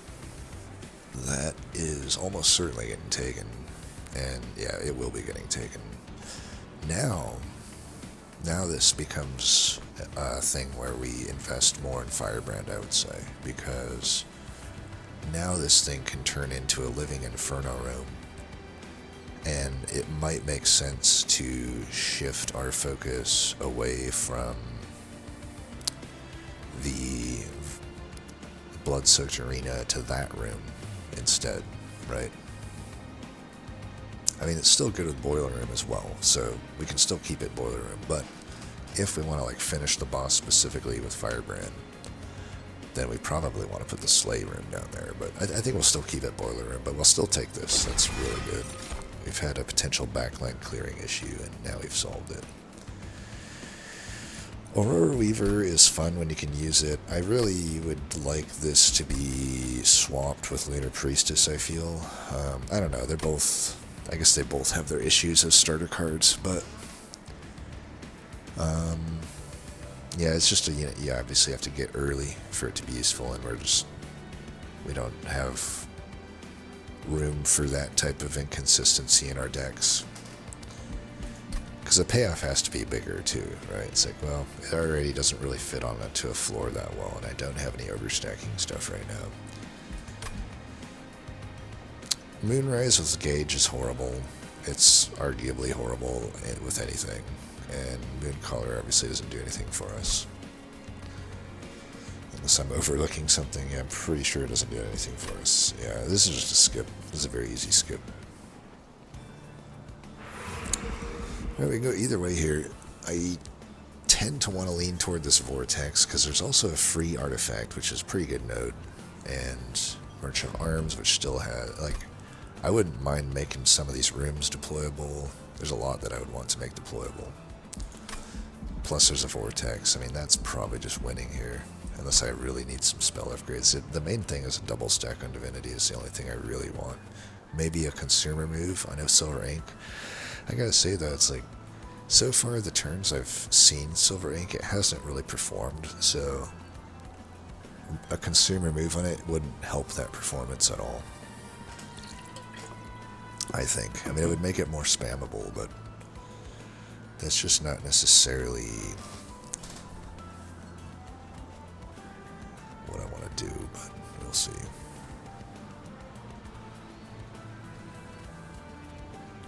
I don't know, though. It might be pretty good to do that, right? So many things want double stack, though. That is one thing that sucks. They're all competing for it. They'd all like cost reductions, though. Maybe some permafrost action. I don't think there's enough to entice me over there, though. I think we really benefit from getting a deployable at the very least. Plus, Artifact plus Vortex are very high value nodes. I don't think the Armory or Alcove beat those out one for one. I think they cover them pretty much if you line them up. I think most events, on average, are worse than 2 removals. There are obviously some that are better, but there's a lot that are worse. And Armory, same vein, it's like, you know, I just don't think it's outperforming an Artifact most of the time. My skip rate on the Armory is nothing, you know, a Herzl Horde I would very rarely skip. Maybe 1% of the time, right? Whereas an Armory, I don't know, 50% of the time I'd say I skip them, so. And also, same thing with the Alcove, right? It's like, think about how many times it's just like Red King or whatever it is, and it's like, or the Cultist event, and Cult of the Lamb event, I mean, it's just like, I'm always going to skip that, like 95% of the time. So you just have complete duds potential on the left with those 2 nodes, whereas on the right, Vortex is always great, and Artifact is usually going to be at least somewhat positive to very positive. And then we benefit from deployment. Yeah, it's just everything points to the right here. Planetarium is definitely worth considering. The others are not. Merchant Arms still is definitely not better, though, than the Merchant of Magic. That is one thing that's for sure true. Even with our benefit from deployable. Let's take a look here, I think.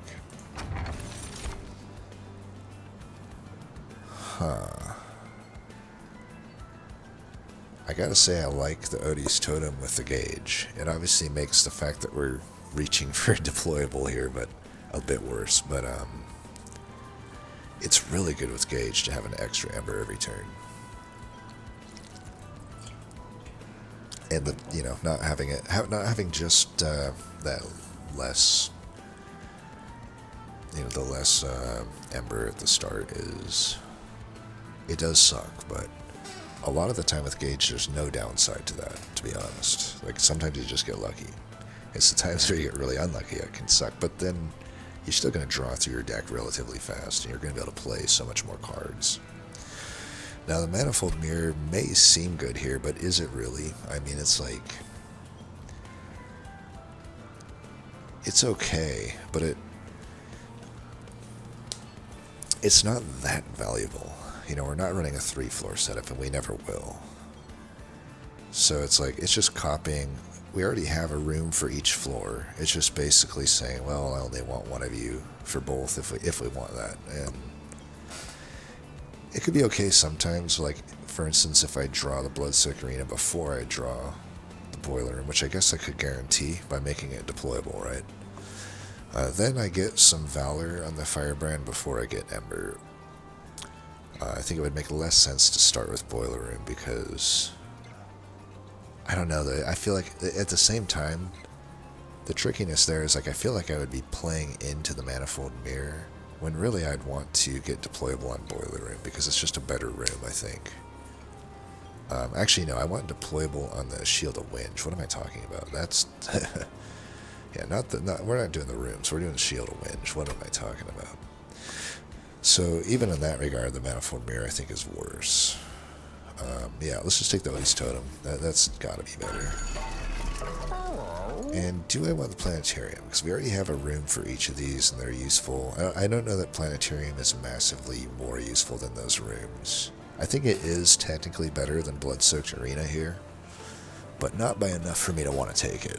It's like, well, it's a very minor upgrade, and it's not really a strict upgrade, it's more of a side grade, right? It's like, well, now I have more power in my spells and these Mage Blade cards, but I don't know that that's better than just getting a bunch of Valor on Slay. You know, it's 15 extra conduit, it's nothing to scoff at, but... And that's, I don't know, it's 15 by 3... by potentially 5. 15 by 5. It's like 100 damage sometimes, plus I have multi-strike. But then I'm not getting the Valor scaling. Which I don't know, it takes a while for that Valor to catch up though. With the if I think of it in terms of Slain Acolyte, the Planetarium is way better, right? Because it's just doing way more damage than it ever would with the... Even if I get a quick on it somehow, even though I already have this, you know, maybe I get a Firestone Housing, right, and I get a quick, or maybe I get a quick Dagger or something, and then I merge it with the Moonlit Glaive. But I don't know, she doesn't really need to sweep anyway, since we have the Shield of Winch. We more just have her for a Mage Blade at the moment, and the sweep is a nice bonus sometimes. So with that being said, I don't know that we play into her with Planetarium, because she's good, but maybe the Fel is even better. We've seen the Fel do quite a lot with the Bloodsoaked Arena. So I don't think we take any of these. I could take the Overgrowth Carapace and merge it with the Shield of Winch and put that on Firebrand, because Firebrand really doesn't need anybody else on the floor with it. And it would just give him even more stats. It's a lot of money to do that, though.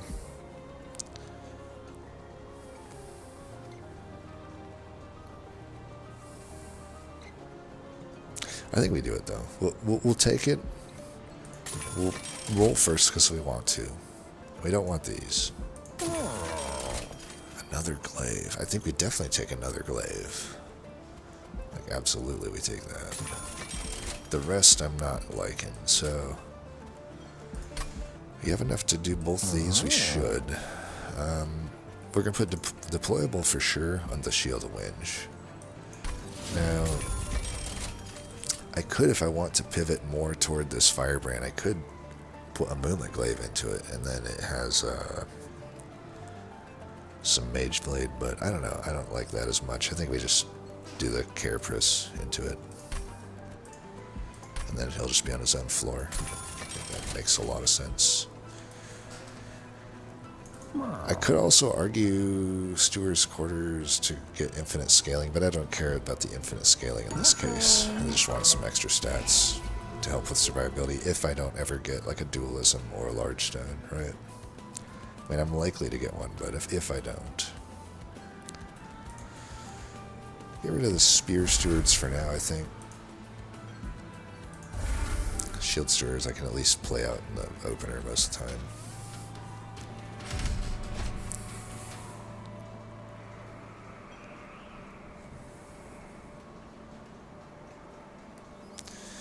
That does make deployment quite a lot shittier, but it is what it is. They don't have any permanent scaling, right? Yeah, nothing I can think of. So we want to try to kill him at the bottom, and I think we can. I think we can with the Firebrand, and we're likely, even at this -1 Ember and the Odie's Totem, to still be able to play it a lot of the time. And if we don't, so be it. I'm saying the equipment plus Firebrand.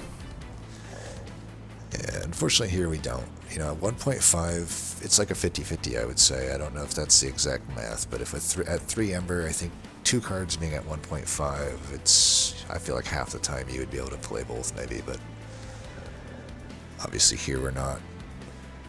So for sure we're just going to go like this then. Just get them out when we can. I'm still going to leave space here because eventually we want to put this down. That's why I might want to get rid of these other cards anyway. So I'm not killing anyone this turn down here. We definitely just put this up here then. We can do this. I could get some damage in. I think I should just play this. I don't really care to redraw it. So now we know those are attuned, even if we don't play them this turn. 16 damage is probably worth doing. Days we don't care about. I actually want the corruption here so that I earn more valor. So let's do just damage and just cause.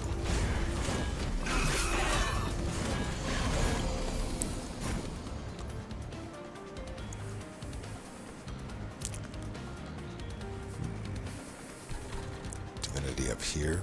I think we play this for sure.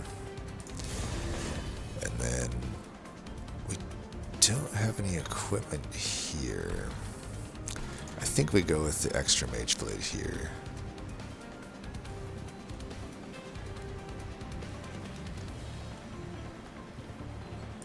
Yeah. Put this here, I suppose.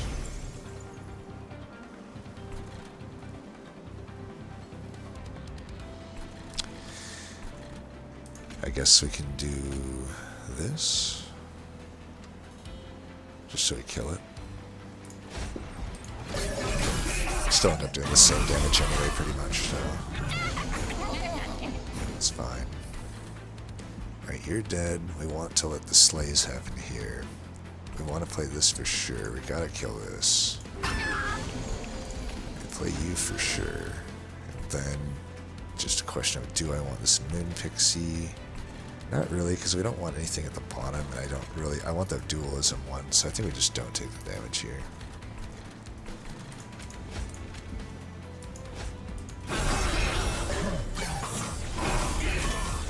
Sap guy's annoying though, for sure.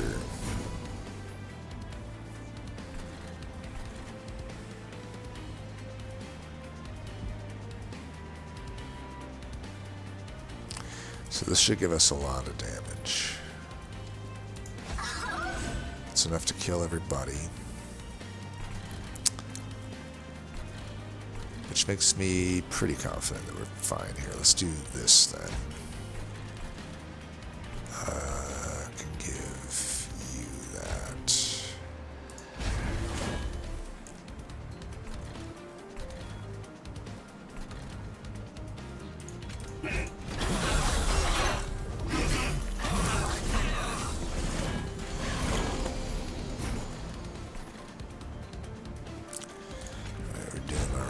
Here. I'm just going to throw this away. And then we don't really need to necessarily just do this. Although maybe I don't want to sap at the bottom, so it's like I don't think it makes sense to play down there. We do want to like focus on the bottom here a bit, but we're at least killing the boss, or at least getting it close to death. And then we can just deal with the reanimate stacks up top. We're going to have a lot of tankiness, so I think we're fine. Let's see, is there anything I could do here? We don't really want a Wings Radiance set. For sure we want a Divinity that. We will redraw the deck by the time this guy gets top, so we could do this. Just get those out of the way.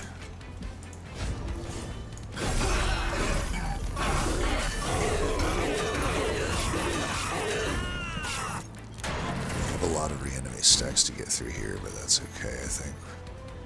And then we got this other... The thing is, this doesn't actually help us at this point, because, you know, it's just reanimate stacks, but... We could break one right now, might as well. I mean, I guess we still do this. Could have killed him more there, but I'm pretty sure we're just killing him here, yeah.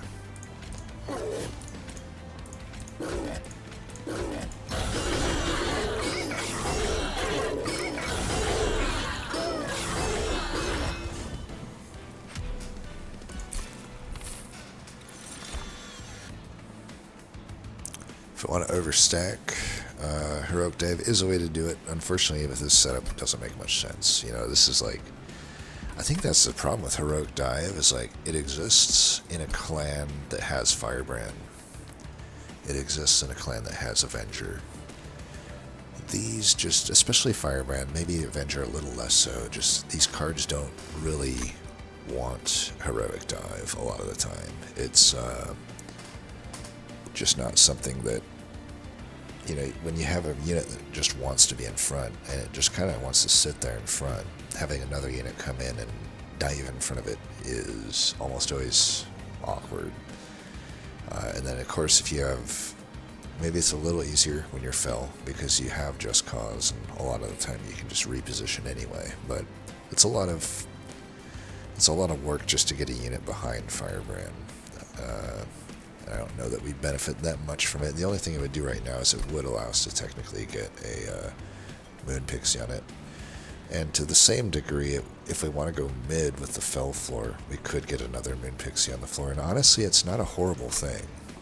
The problem is I would definitely... I mean, we still might want to do that, because here's the thing about this Savior Fel is I have the ability to advance, right? If I want to just hold on to my ability. I just don't know that I do, because I gain so much out of that ability that I don't know that I would want to, like, you know, give it up, but... Or give up spamming it, I should say. Yeah,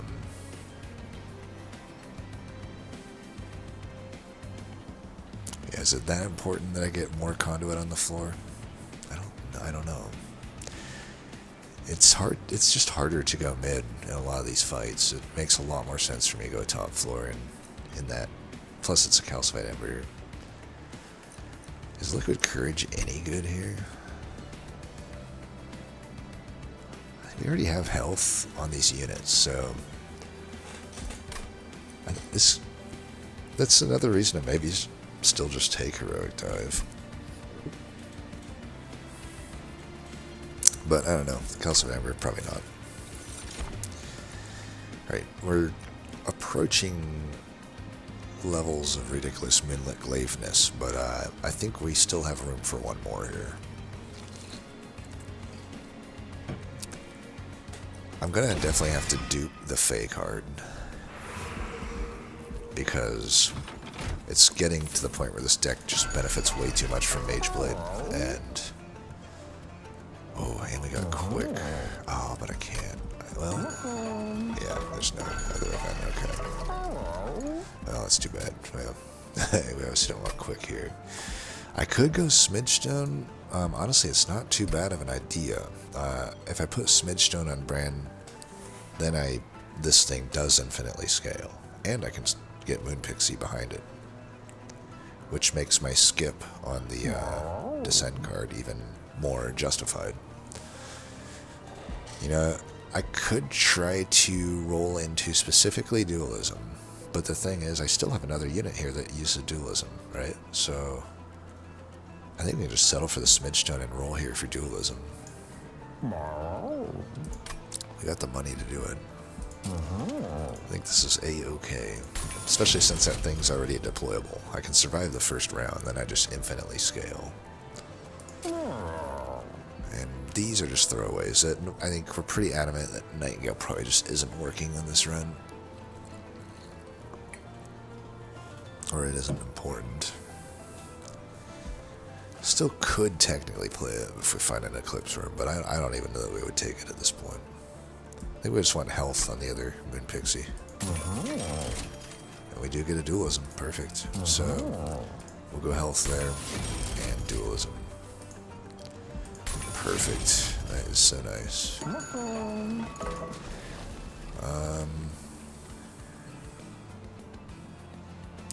I think it still is that, you know, we technically just duped it right now. We already duped it, so it's like, well, is it the best dupe now? Because I don't know that I need 3 of them. Technically, they're still usable. I can actually end up with multiple on the Firebrand floor, so, you know, it'll be fine. It just means our attuned cards are better served down there. It might steal kills from the top floor, though, so it gets a little tricky like that.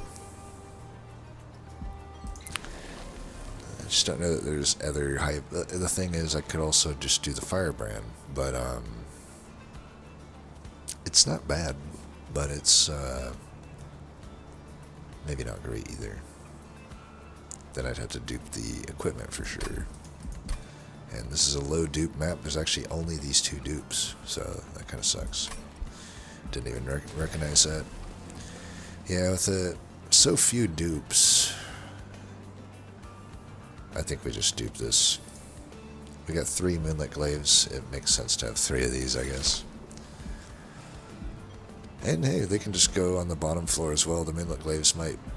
Some might be better served down there. I think we have enough money to make a removal, too. Just to get rid of 1 of these. I can keep 1, I guess. Let's make 1 more. We've got quite a lot of money here. I don't know, like, Windblade's really not that good in this deck. I think we get rid of Windblade. Just cause... The thing is, this gives a Just Cause worth of Valor 3 turns from after it's played. That's why I'm thinking it's, even though it's a card that when I play it, it's sort of gone, but I also don't... since I have all these Moonlit Glaives and I got this merge equipment, a lot of my units already have relevant equipment on them that I can't overwrite, so I can't just throw them away necessarily. Plus, just cause the actual shifting of the units might be relevant sometimes still. So I think the Windblade is just the worst, and the Witchweave at least I can do some damage with, especially with all the conduit that I have. We also have the option to dupe... Oh yeah, what am I saying? I'm so stupid, I've completely forgot we were Life Mother's Pyre. So we have the option to dupe anything, really. So that actually makes me feel a little better. So we'll go to this Merchant Magic, I think. Because we do want that Pyre Remains. Yeah, we'll go to that Merchant Magic for sure. We'll just keep the money for now. Alright, this shouldn't hopefully not be too bad. We don't want to do too many throwaways to the sleigh. So first things first, we do that for sure. And then put this in play. Now 30 I should be fine here with the ability. Yeah, he's on this 14 at the start. He's actually pretty weak sauce there. Alright, we want to definitely play Ember Room here.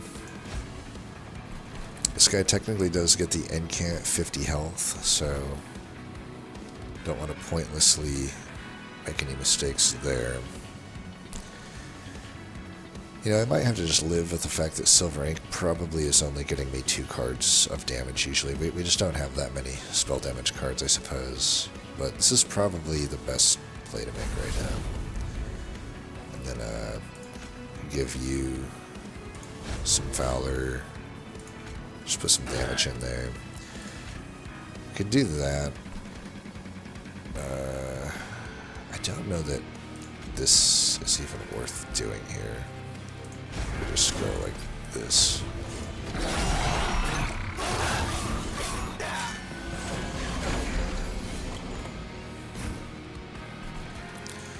Alright, you're going up here. Is it worth it for me to sap here? I think it is. We do want to kill that thing. We definitely want to play this. Let's put it here first. that usually makes sense. We absolutely want to play that. We want to play that. Maybe just do this. Could have actually killed that if I played it there, I think, even with this extra sap. Maybe I should have done that. Alright, we want this.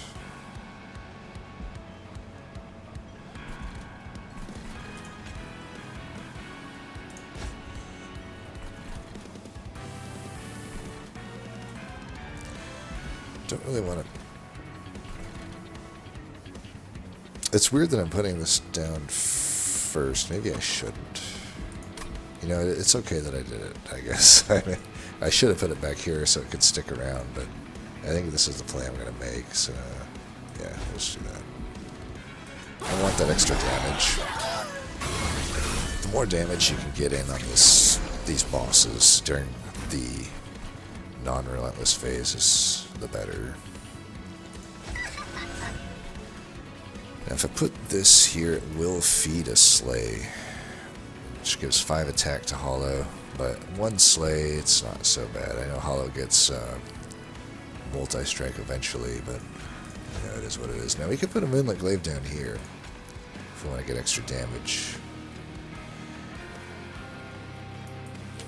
So we have another Fey unit that we'll put there eventually, and the Nightingale. So this ends up doing, even though it does 44 right now, it will end up doing even more. I think it makes the most sense. Just so we get, even pushing that extra damage right now is fine. Now, I don't know that we want to incant though. It is 50 health to Strix. It's probably not technically worth it. And we'll just do this. I guess we're going to go here. I don't know.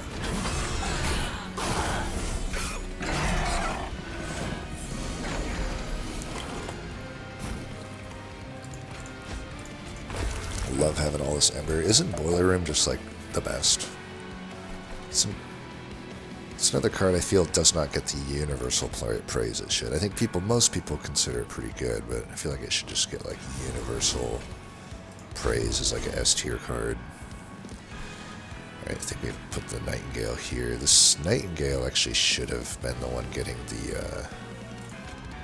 the blade ideally, but I could still use money to make another one of those blades. I want to merge it with something first though.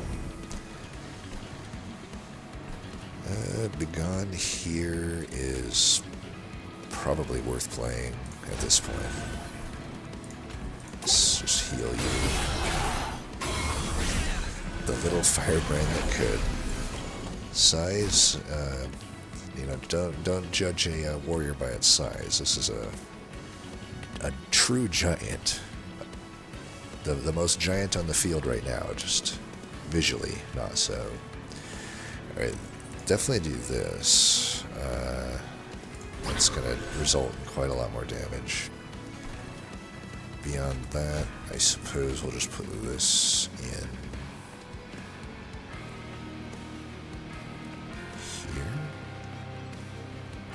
here, I guess. And then this is attuned, so I have to imagine that's worth. The other may not be worth playing. Okay, so she's almost dead, and we got a pretty big floor here. Oh, it's not even relentless yet. Well, given that, let's just do this. Somehow that... okay. Somehow that made me do so much less damage. I'm a genius. You come here for the expert plays, I know it. I know it. I thought I was just going to get the potential flying kill even. That was the thought had crossed my mind. But the sap, I guess, ruined the order. Death Metal Hymnist is pretty good. I mean, that's another great one with Volatile Gauge, and the only other option here is Duality because I don't really like Dusk Mantle. I feel like Dusk Mantle would be better if it did just alternating things on each turn. then it would have some flexibility at least for your, if you do find direction on a specific floor wanting to be in a, new moon or full moon type thing. But if it's like new moon was defensive and full moon was offensive somehow, or even not offensive but just giving you like conduit or something, at least then it's like, okay, this thing has use to me beyond just specifically like basically an eclipse room is mainly the use case for it. Because honestly, Selene Acolyte's, generally speaking, going to be one of the best units you can get from Luna, and she wants to be in full moon, right? So is it really worth giving up sweep to get Titan Skin 5? Usually not. Usually not. Duality is always takeable, right? But, and honestly, it's pretty good here, but I think definitely just a death metal hymnist, and it can go, it will go on the, it'll basically just replace the Nightingale on the other floor, the bottom floor. That extra Ember is going to help quite a lot on everything, deployment phase and the turns. We finally get to hit a Merchant of Magic. Merchant of Magics are so fun, so often. This is unfortunately, I think we could do it on Be Gone. We really don't need to be like redrawing that card a lot.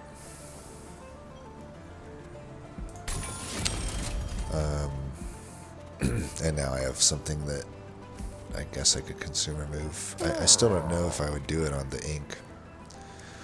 I don't think we need holdover or anything. Even the Bloody Moon's not that useful to this deck since we have Shield of Winge. Divinity would honestly be the only one that I would do it on. And it wouldn't be a horrible one, but that means if I re-roll, I'm probably not able to get much, because I do want to do the Permafrost, I'm pretty sure, on the Silver Ink. So it'd just be a lot better if it was Permafrosted. I also could do the Starstruck. That'd be the other option. And it might be the better option, I don't know. Could also just do holdover and Starstruck. It's kind of weird though, and I'm not having Moonphase control. I think for sure we just do this Silver Ink. Even re-rolling here is rough at this gold amount, so I guess we should just do holdover on something.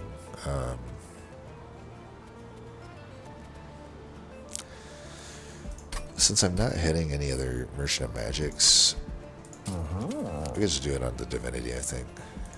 I don't have to play it, but seeing it come often, I think is good. And now we got the Savior 3, which gives the entire unit's armor. So it's really good, sort of third rank upgrade.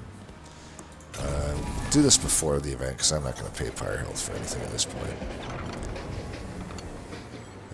It's unfortunate timing in these, but as much as I hate Gross Michelle, or Mitchell, or Michael, who knows, and who cares, because it's Belantro. I know I'm offending somebody. I know everybody loves this game, so I'm offending everybody. I know it. I just don't get it.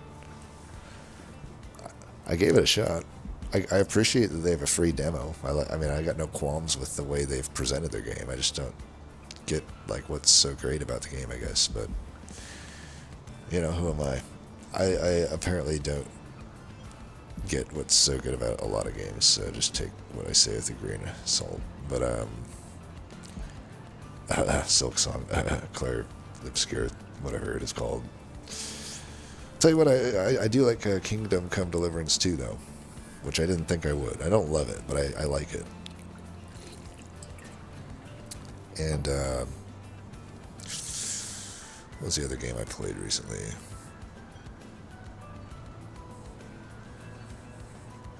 I thought it was one of those Game of the... Oh yeah, Hades 2. I love Hades 2. Hades 2 is legit. Love that game. Alright, anyway, we're going to take the Gross Michael. I do want this, and hopefully it's late enough in this run. I mean, it's the latest I can find a cavern, right? Hopefully it's late enough that it won't fully break on me. We can make a dupe now if we want to. It's ring 7. Ring 7 could be tough. I almost wouldn't mind just getting another another one of these merge equipments, but probably not. I think we can wait. I still don't have necessarily, I guess, the dupes that I want to do. I do have space for one more Fey unit though, so I could just do this right now. This unit is kind of important to find. Alright, I will dupe one more, because we know we want one more, minimum.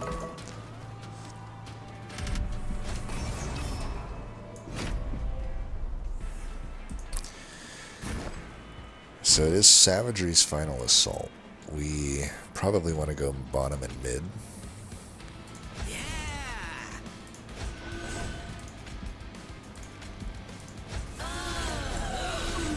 Go top of these. They might actually be relevant. They might need to finish a little bit of damage off. This guy goes down. Oh man, he's not going to survive. Fuck. Savagery's final assault is so brutal in that regard. I mean, he can survive. I give up a lot of scaling. I suppose it's worth it to try to do this stuff. So we can kill them. Get 100 damage in. We're gonna need more. I think we definitely just take this hit. And this is why I duped the Fey unit, because like we can't afford to not find it next turn, I would say. But we want to for sure do this. And I guess we just don't do that because it costs whatever there. Could have waited on the ability here, I guess, if we wanted to gather some more stuff here. But yeah, we got this, so we're good, it seems. I can go do some extra damage there. And then we'll add, I guess since we got the melee weakness here, and I could just get this going. This probably gets me there. Is there any... There's no way I can keep this unit alive here. Yeah, there's no way I can keep it alive. We got the 2 reanimate, but up there, and we won't have new moon next turn, so we may just need to do this.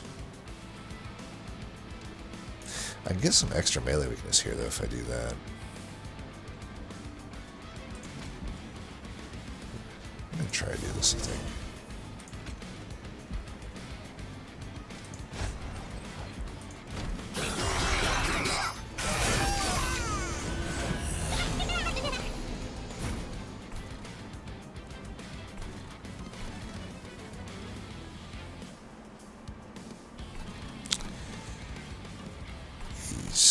Costs, though. Bottom deck both of our rooms, so.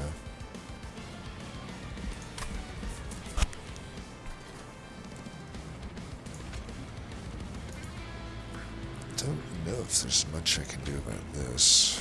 I guess that's still worth doing. It's gonna hit us twice, I guess.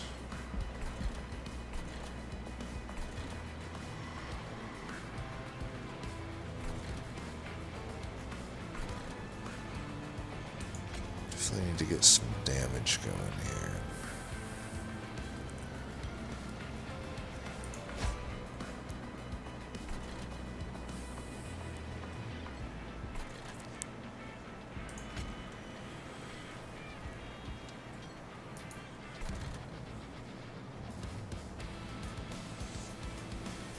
Save myself 9 if I do this.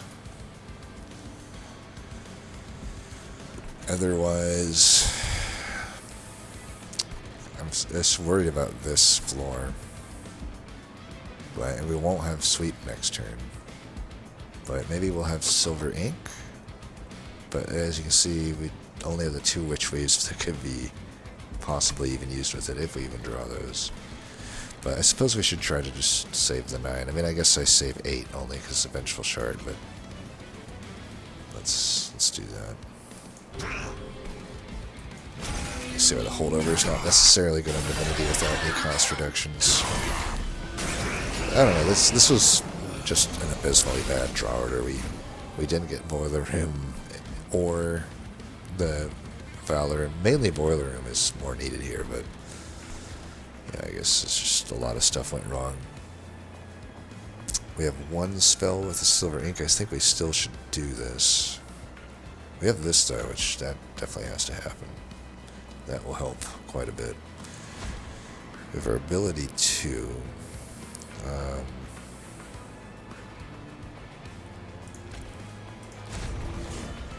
man, I could get so much from this Boiler Room for the next turn, but at the same time, this is like the hardest floor. I think we just got to focus on this floor. So we'll go with this 105 by 2. This puts me in range to at least kill that. Yeah, this will work.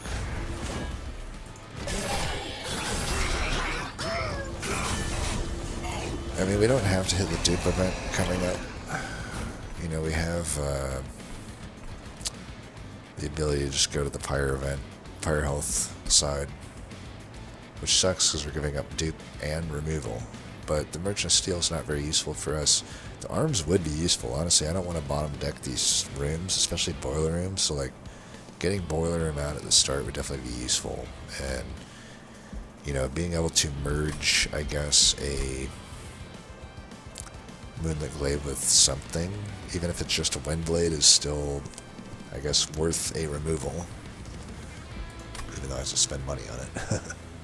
You know, it's probably not that good. But if I can find like something else to put with it, like a quick dagger, for example, would be really good on the Acolyte. But yeah, there's not a whole lot I can do here, unfortunately. Maybe I should have just left this mid-floor, because apparently they're just surviving fine. Should have maybe just done the Nightingale down below. It's not like I would have definitely benefited from just Moon Pixies up top instead of the Nightingale. I think we're just going to have to get to the Pyre health. We shouldn't leak after this, but this was pretty shitty. Don't know if there's any, like,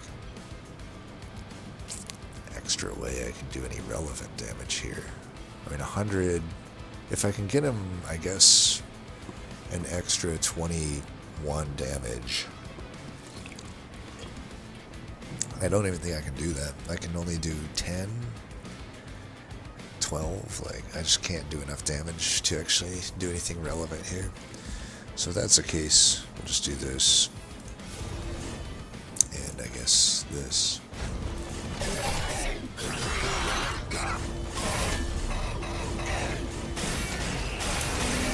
Definitely gotta hit the Pyre health though.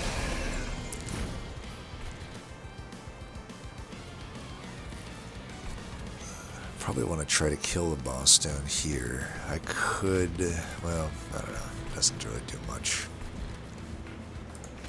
Can do this for a little extra damage.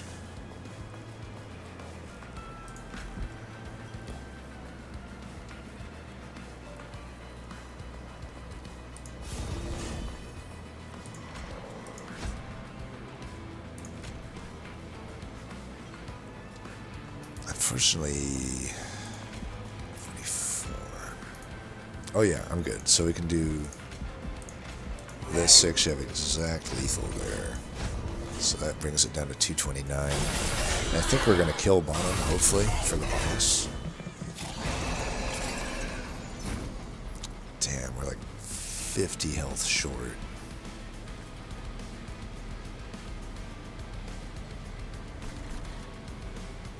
I really should try to do this because it's my only way.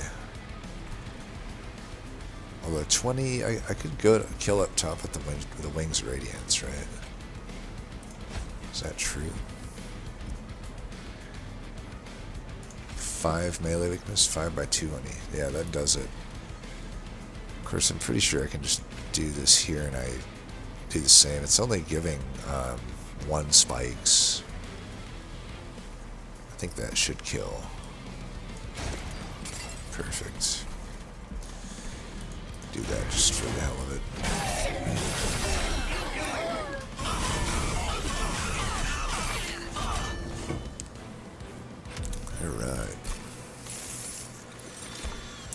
43 damage we took, which, you know, is not the best. I gotta say, Wings Radiance, decently useful. I think we could take another.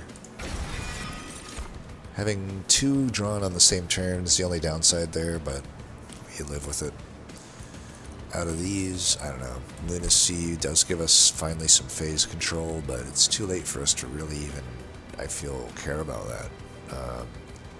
We just want to find better stuff here. Moonbeam we could add just since we're suffering for Silver Empress value, but it is another calcified ember. I do think we probably take the Moonbeam though. That's potentially the damage that we need, and it's pretty good with our high ember stuff that we got going on.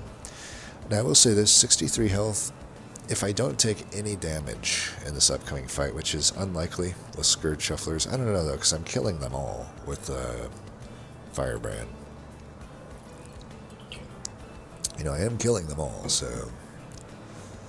Granted, am I 30, what is it, 30 health? I don't technically kill the 35 health ones, but I can supplement it with, you know, some extra damage.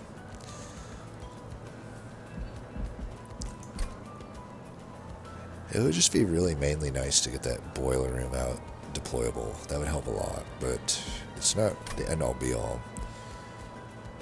If I can get through the next fight without dying, you know, Savagery only hurts me 1 floor. The other 2 floors will stay alive for sure. Then I can, every now and then, Daze Dominion. Sure is nice just to have another removal and dupe. But the Merchant of Steel is useless to me at this point. It's not useless. I mean, the Death Metal Hymnist is unplayable right now without it, actually. It's not completely unplayable, but it's pretty close to unplayable. That might be a reason alone for me to go to the right, because honestly, you know, Corruption Seraph will kill it instantly with the 2 health. Unless I put it on the fell floor, but I'm pretty sure we don't do that. I think we definitely want the conduit on that floor. The other thing I could do is we can always switch our floor to Firebrand and put Acolyte on that floor. And even then it runs into issues with the Pixie and contention with the Death Metal Hymnist. I think Death Hymnist is best served with a Firebrand here. And I just don't know how to get it health if I got left. I mean, I could get like a meat shield, that'd be like an option, but there's not much beyond that would work for it. So if I go to the right, simply getting health in this Hymnist is good. And who knows, maybe there's a Pyrestone housing offered, and then our whole world opens up. A lot of stuff opens up. Of course, if I go left, it'd be my best way to get quick on Selene Acolyte, which would honestly be a really good upgrade, but it's not that needed because of the Valor amounts that I have.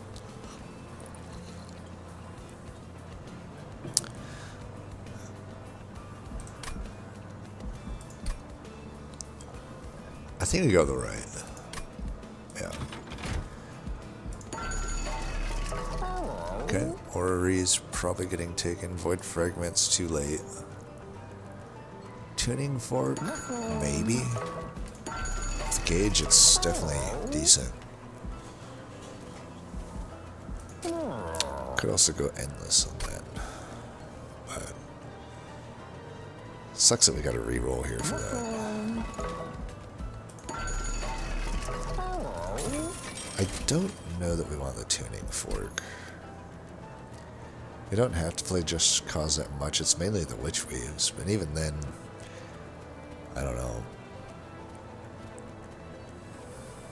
Silver Ink.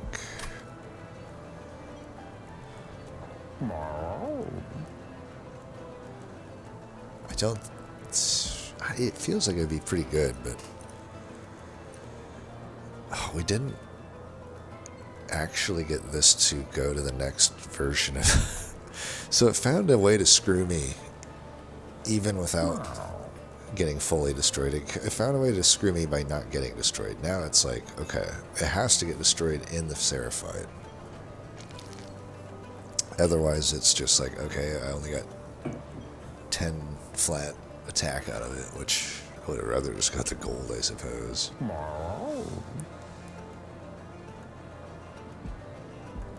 going to take it. Seems useful, and I have to do this, unfortunately. I will do that.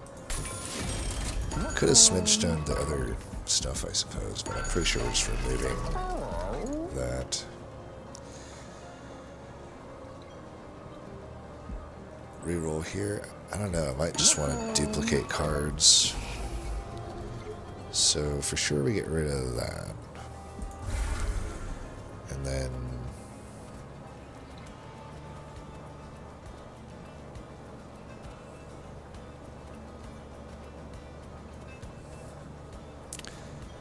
guess we get rid of this. Seems like it's pointless to remove it.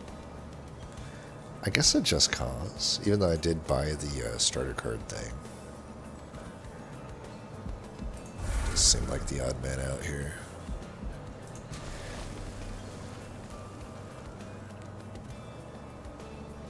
I could go with another firebrand, I suppose. And then do another one of these merged equipments. It's starting to actually kind of make sense. I don't hate it. And then maybe just one more Moonlit Glaive. Or maybe I dupe the Moonbeam. Maybe I dupe Silver Ink.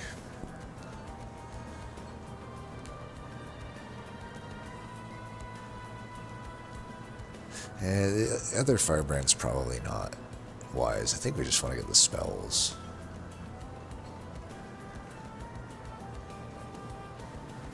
Dupe Silver Ink first. And dupe Moonbeam. We don't want to draw two at once. I don't think I want to dupe that. Starstruck I could do. I think we could do Starstruck just one more time. It's either that or another glaive. I suppose a fourth glaive is fine.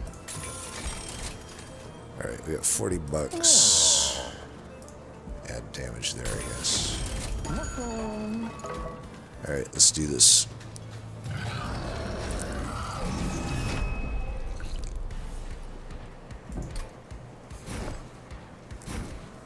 Ooh, really good costs here.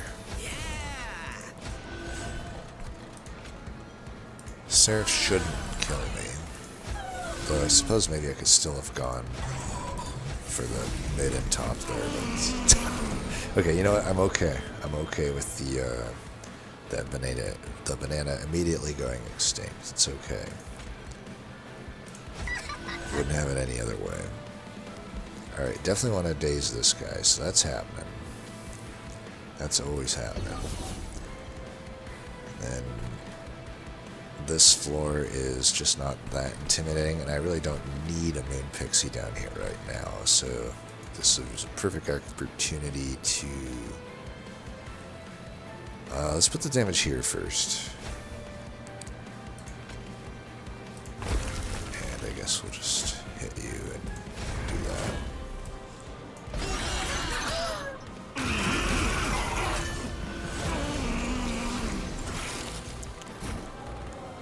No, you are not dying. That is not happening. Right, we can heal you for sure. I got two of these, and there's just some pretty good cards to hit it on. Of course, I don't play that if I do that, but I don't need to play Moonbeam this turn. I don't need to attune this necessarily to have it be good.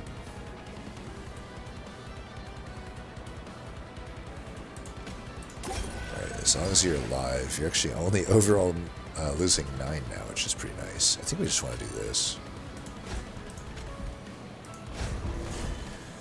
I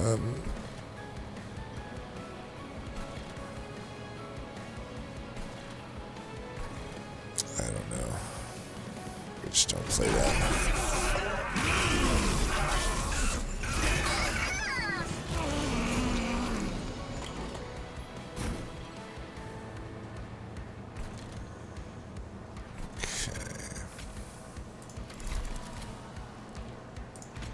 Definitely want that. Put that in. Definitely not a good silver ink turn. We can do this. Now we got the ability coming up next turn as well. Let's just get as much there as we can.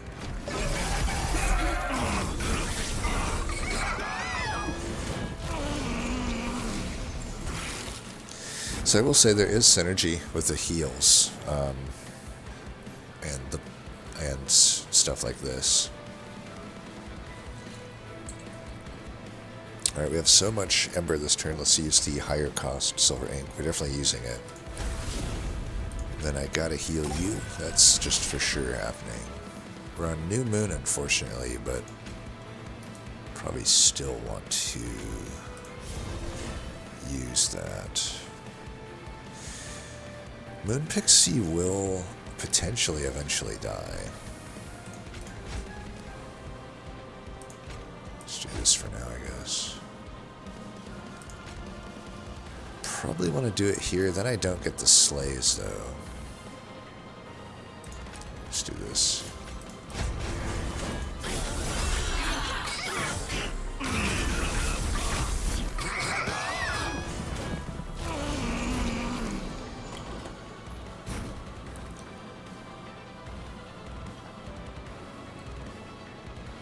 You're not attuned. That's the only spell damage in this whole hand.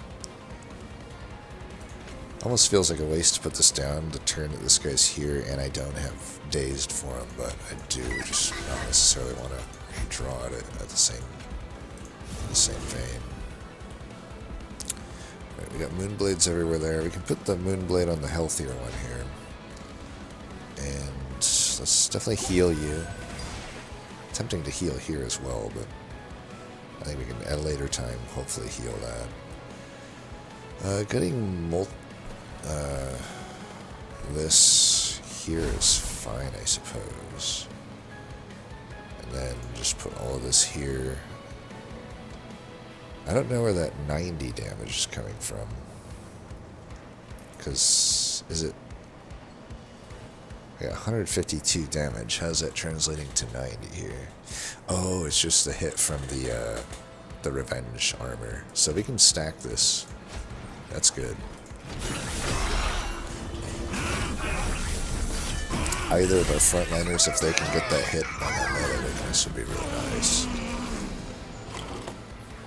Oh, okay. This is obviously going to be a great turn for Silver Ink. Looks like we need it too. We got... damn, we are not drawing Starstruck in the right turns.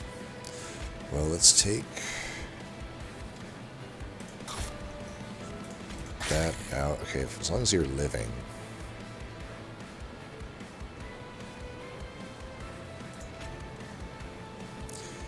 Do that, I get extra slays.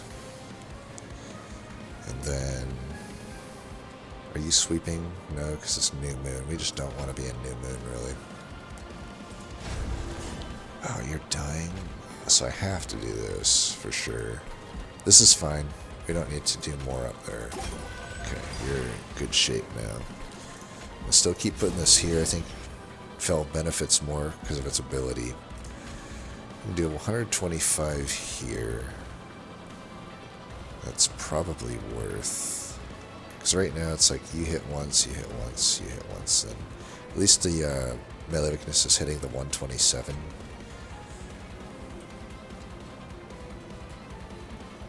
There's no way I can get the 172 to hit it, so we definitely just blast you with that.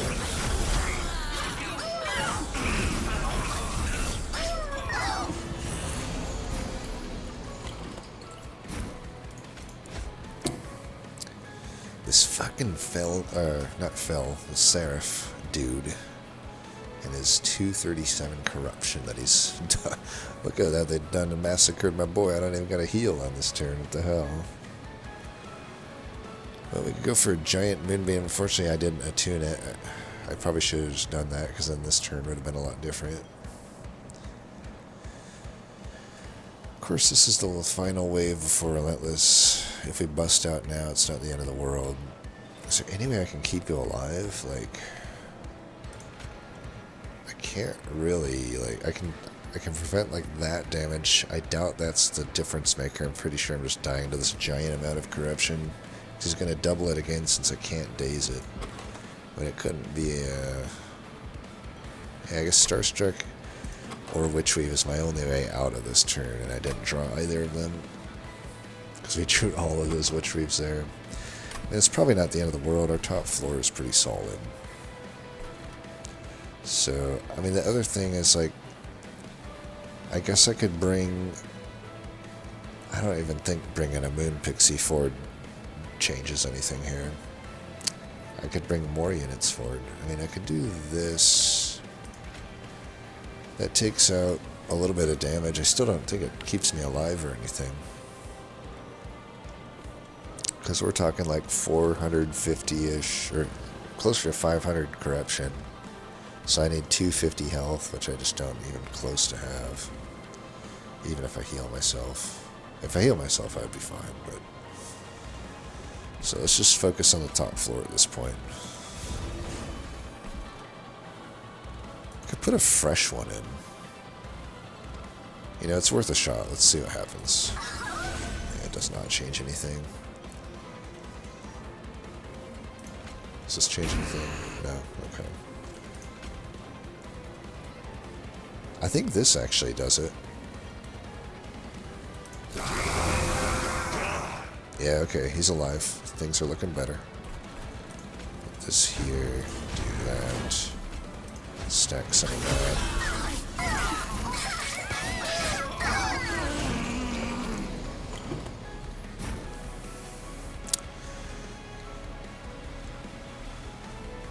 New Moon, you are just literally the devil.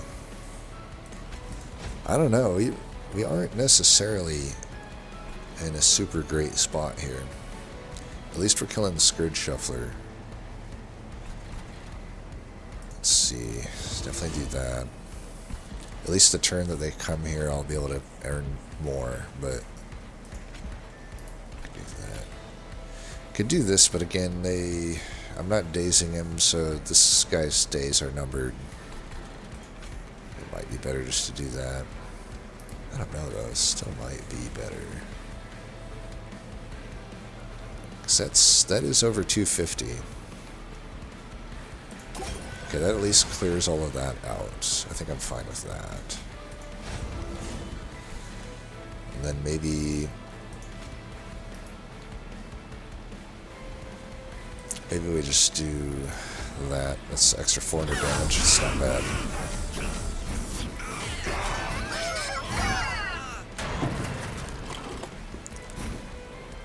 Would have been really nice to get a Wings Radiance here. But it's all good. We'll get our heal in there. Do this. And of course we draw the Starstruck now.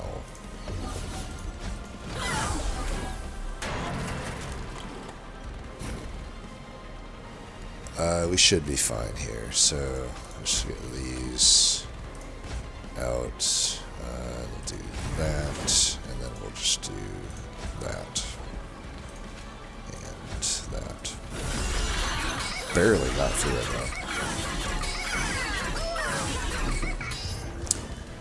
though. Okay, well that's obviously got to be the hardest fight. Right?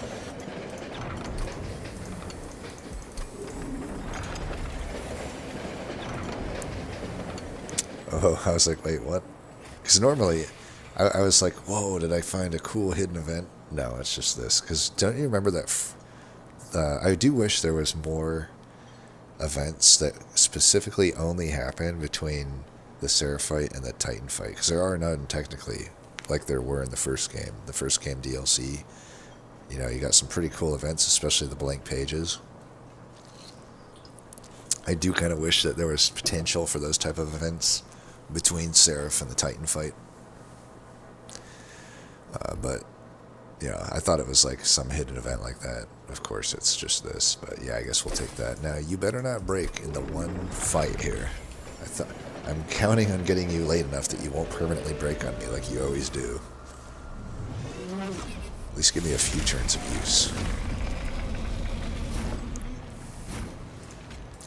definitely just go with the same setup here.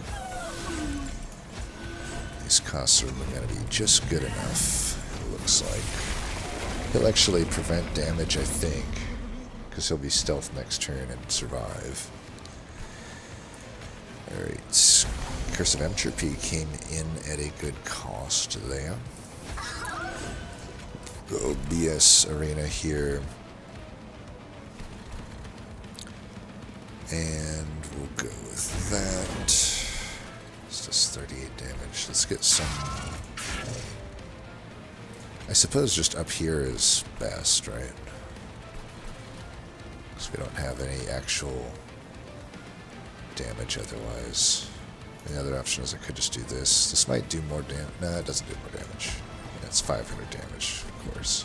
Oh wait, this guy dies. So I die to corruption, huh? Yeah. So I guess he's not preventing any damage. We do need to heal you.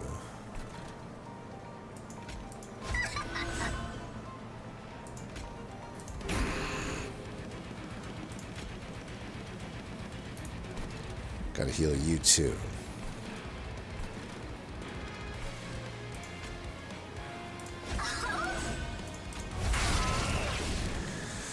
Dude, can we get like a tally going for how many times Starstruck was like relevantly drawn? I think only once in the entire run so far has it been useful to me. You know, I'm not going to count the random days in that last fight in the mid floor where I don't have any units. Like every other turn I've gotten Starstruck when I need it, it's just not there. That's why I'm like kind of 50-50 on this card sometimes. Like I don't know that it's been worth adding to my deck, let's put it that way. Well, I think Firebrand will survive on her own. So I don't, you know, I don't want to risk not drawing like a heal card. So I think I do need to heal here. Put this here. I guess I'll do this. I'm really worried for Fell's survivability here coming up though. Just break another spell shield.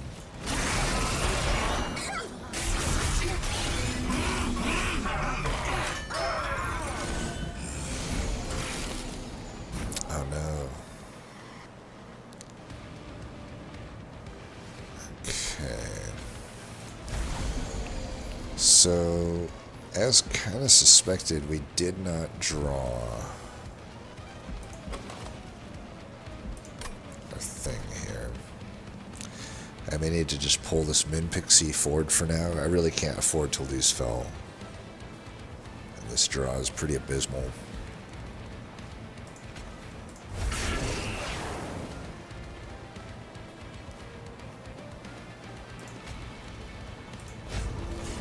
We can replace the Moon Pixie. We don't need another one down here. If I can...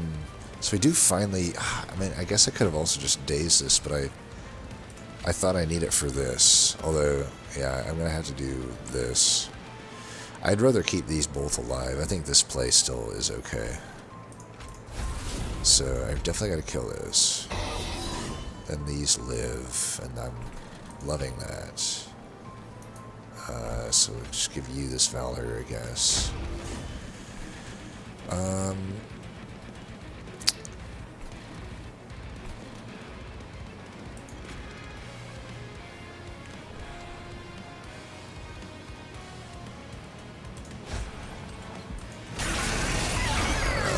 feel like I could have put it up top too, but I'm like, well, it's already 1,000 health. We're going to be fine there.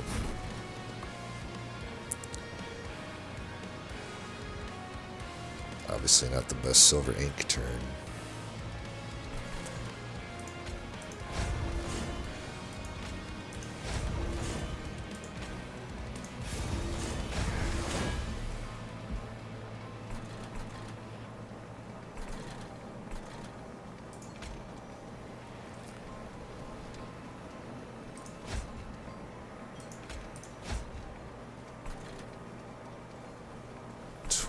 Let's do this one more time.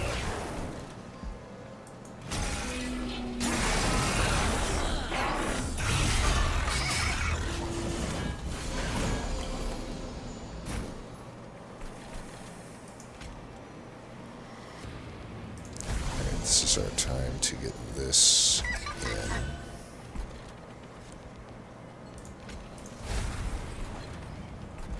I don't want to incant anything down here. It does suck that this isn't dying, but that's kind of to be expected. So both of these are not attuned. We don't have a good draw coming up. What is attuned? Just the Starstruck? I really only got that Starstruck attuned, huh? That sucks. I guess I needed it to survive there, though. This card has not been useful. I only had like one good turn with it. We can do this. We can do that. I can heal here. I guess that's just what we're gonna do. I need a better turn. At least it's at 0, so I usually play it. And this is good. We should play these first. 3. We should still play them. Alright, they're completely cleared out. And again, I don't know that this ink is all that useful. This is better. We'll just naturally kill them. This is at 140. We're not killing them anytime soon. I don't need to be playing Pyrelights. This is a good turn just to heal here.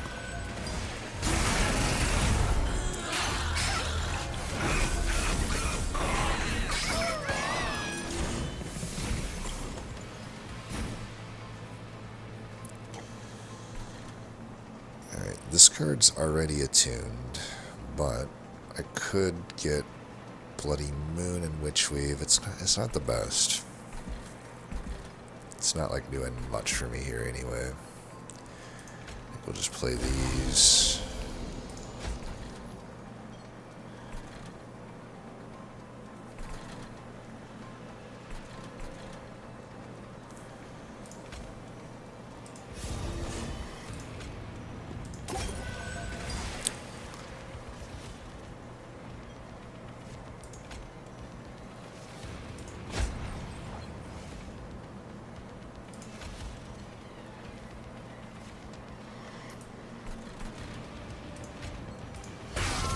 Just prevent the damage up there for now. Just forgot to use my ability. We're pretty much solved at this point. I think that even the bottom floor alone would kill everything, so I think we're just A-okay.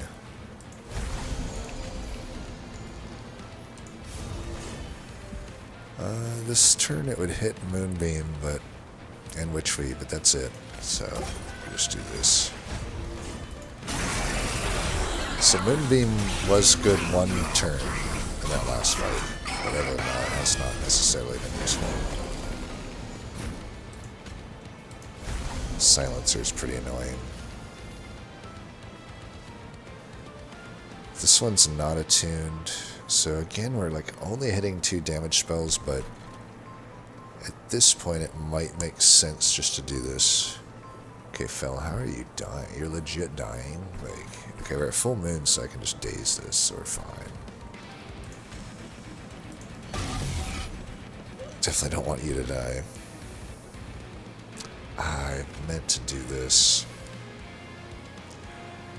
I'm gonna, because I really do need to kill this. Is what it is, I guess.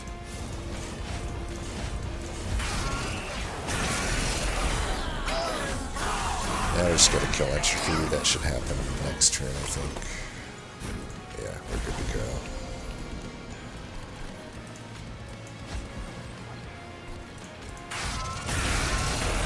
Alright.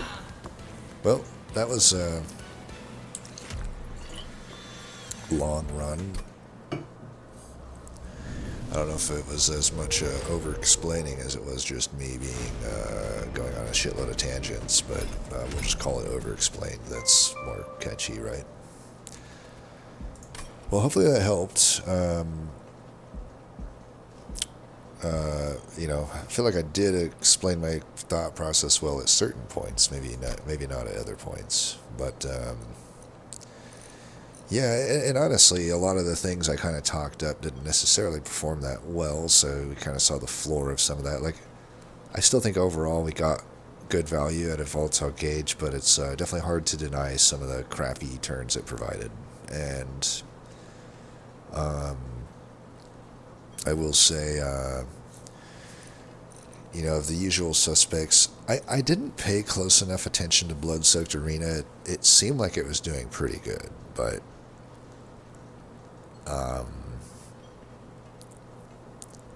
I may have given up slays sometimes. I wasn't paying super close attention to it.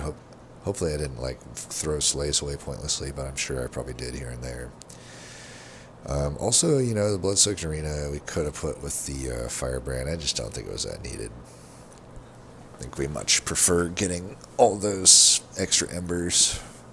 The Moonlit Glaives definitely performed. Moon Pixie performed as it always does. Nightingale did not really perform, but it wasn't completely useless at least. So Acolyte definitely performed.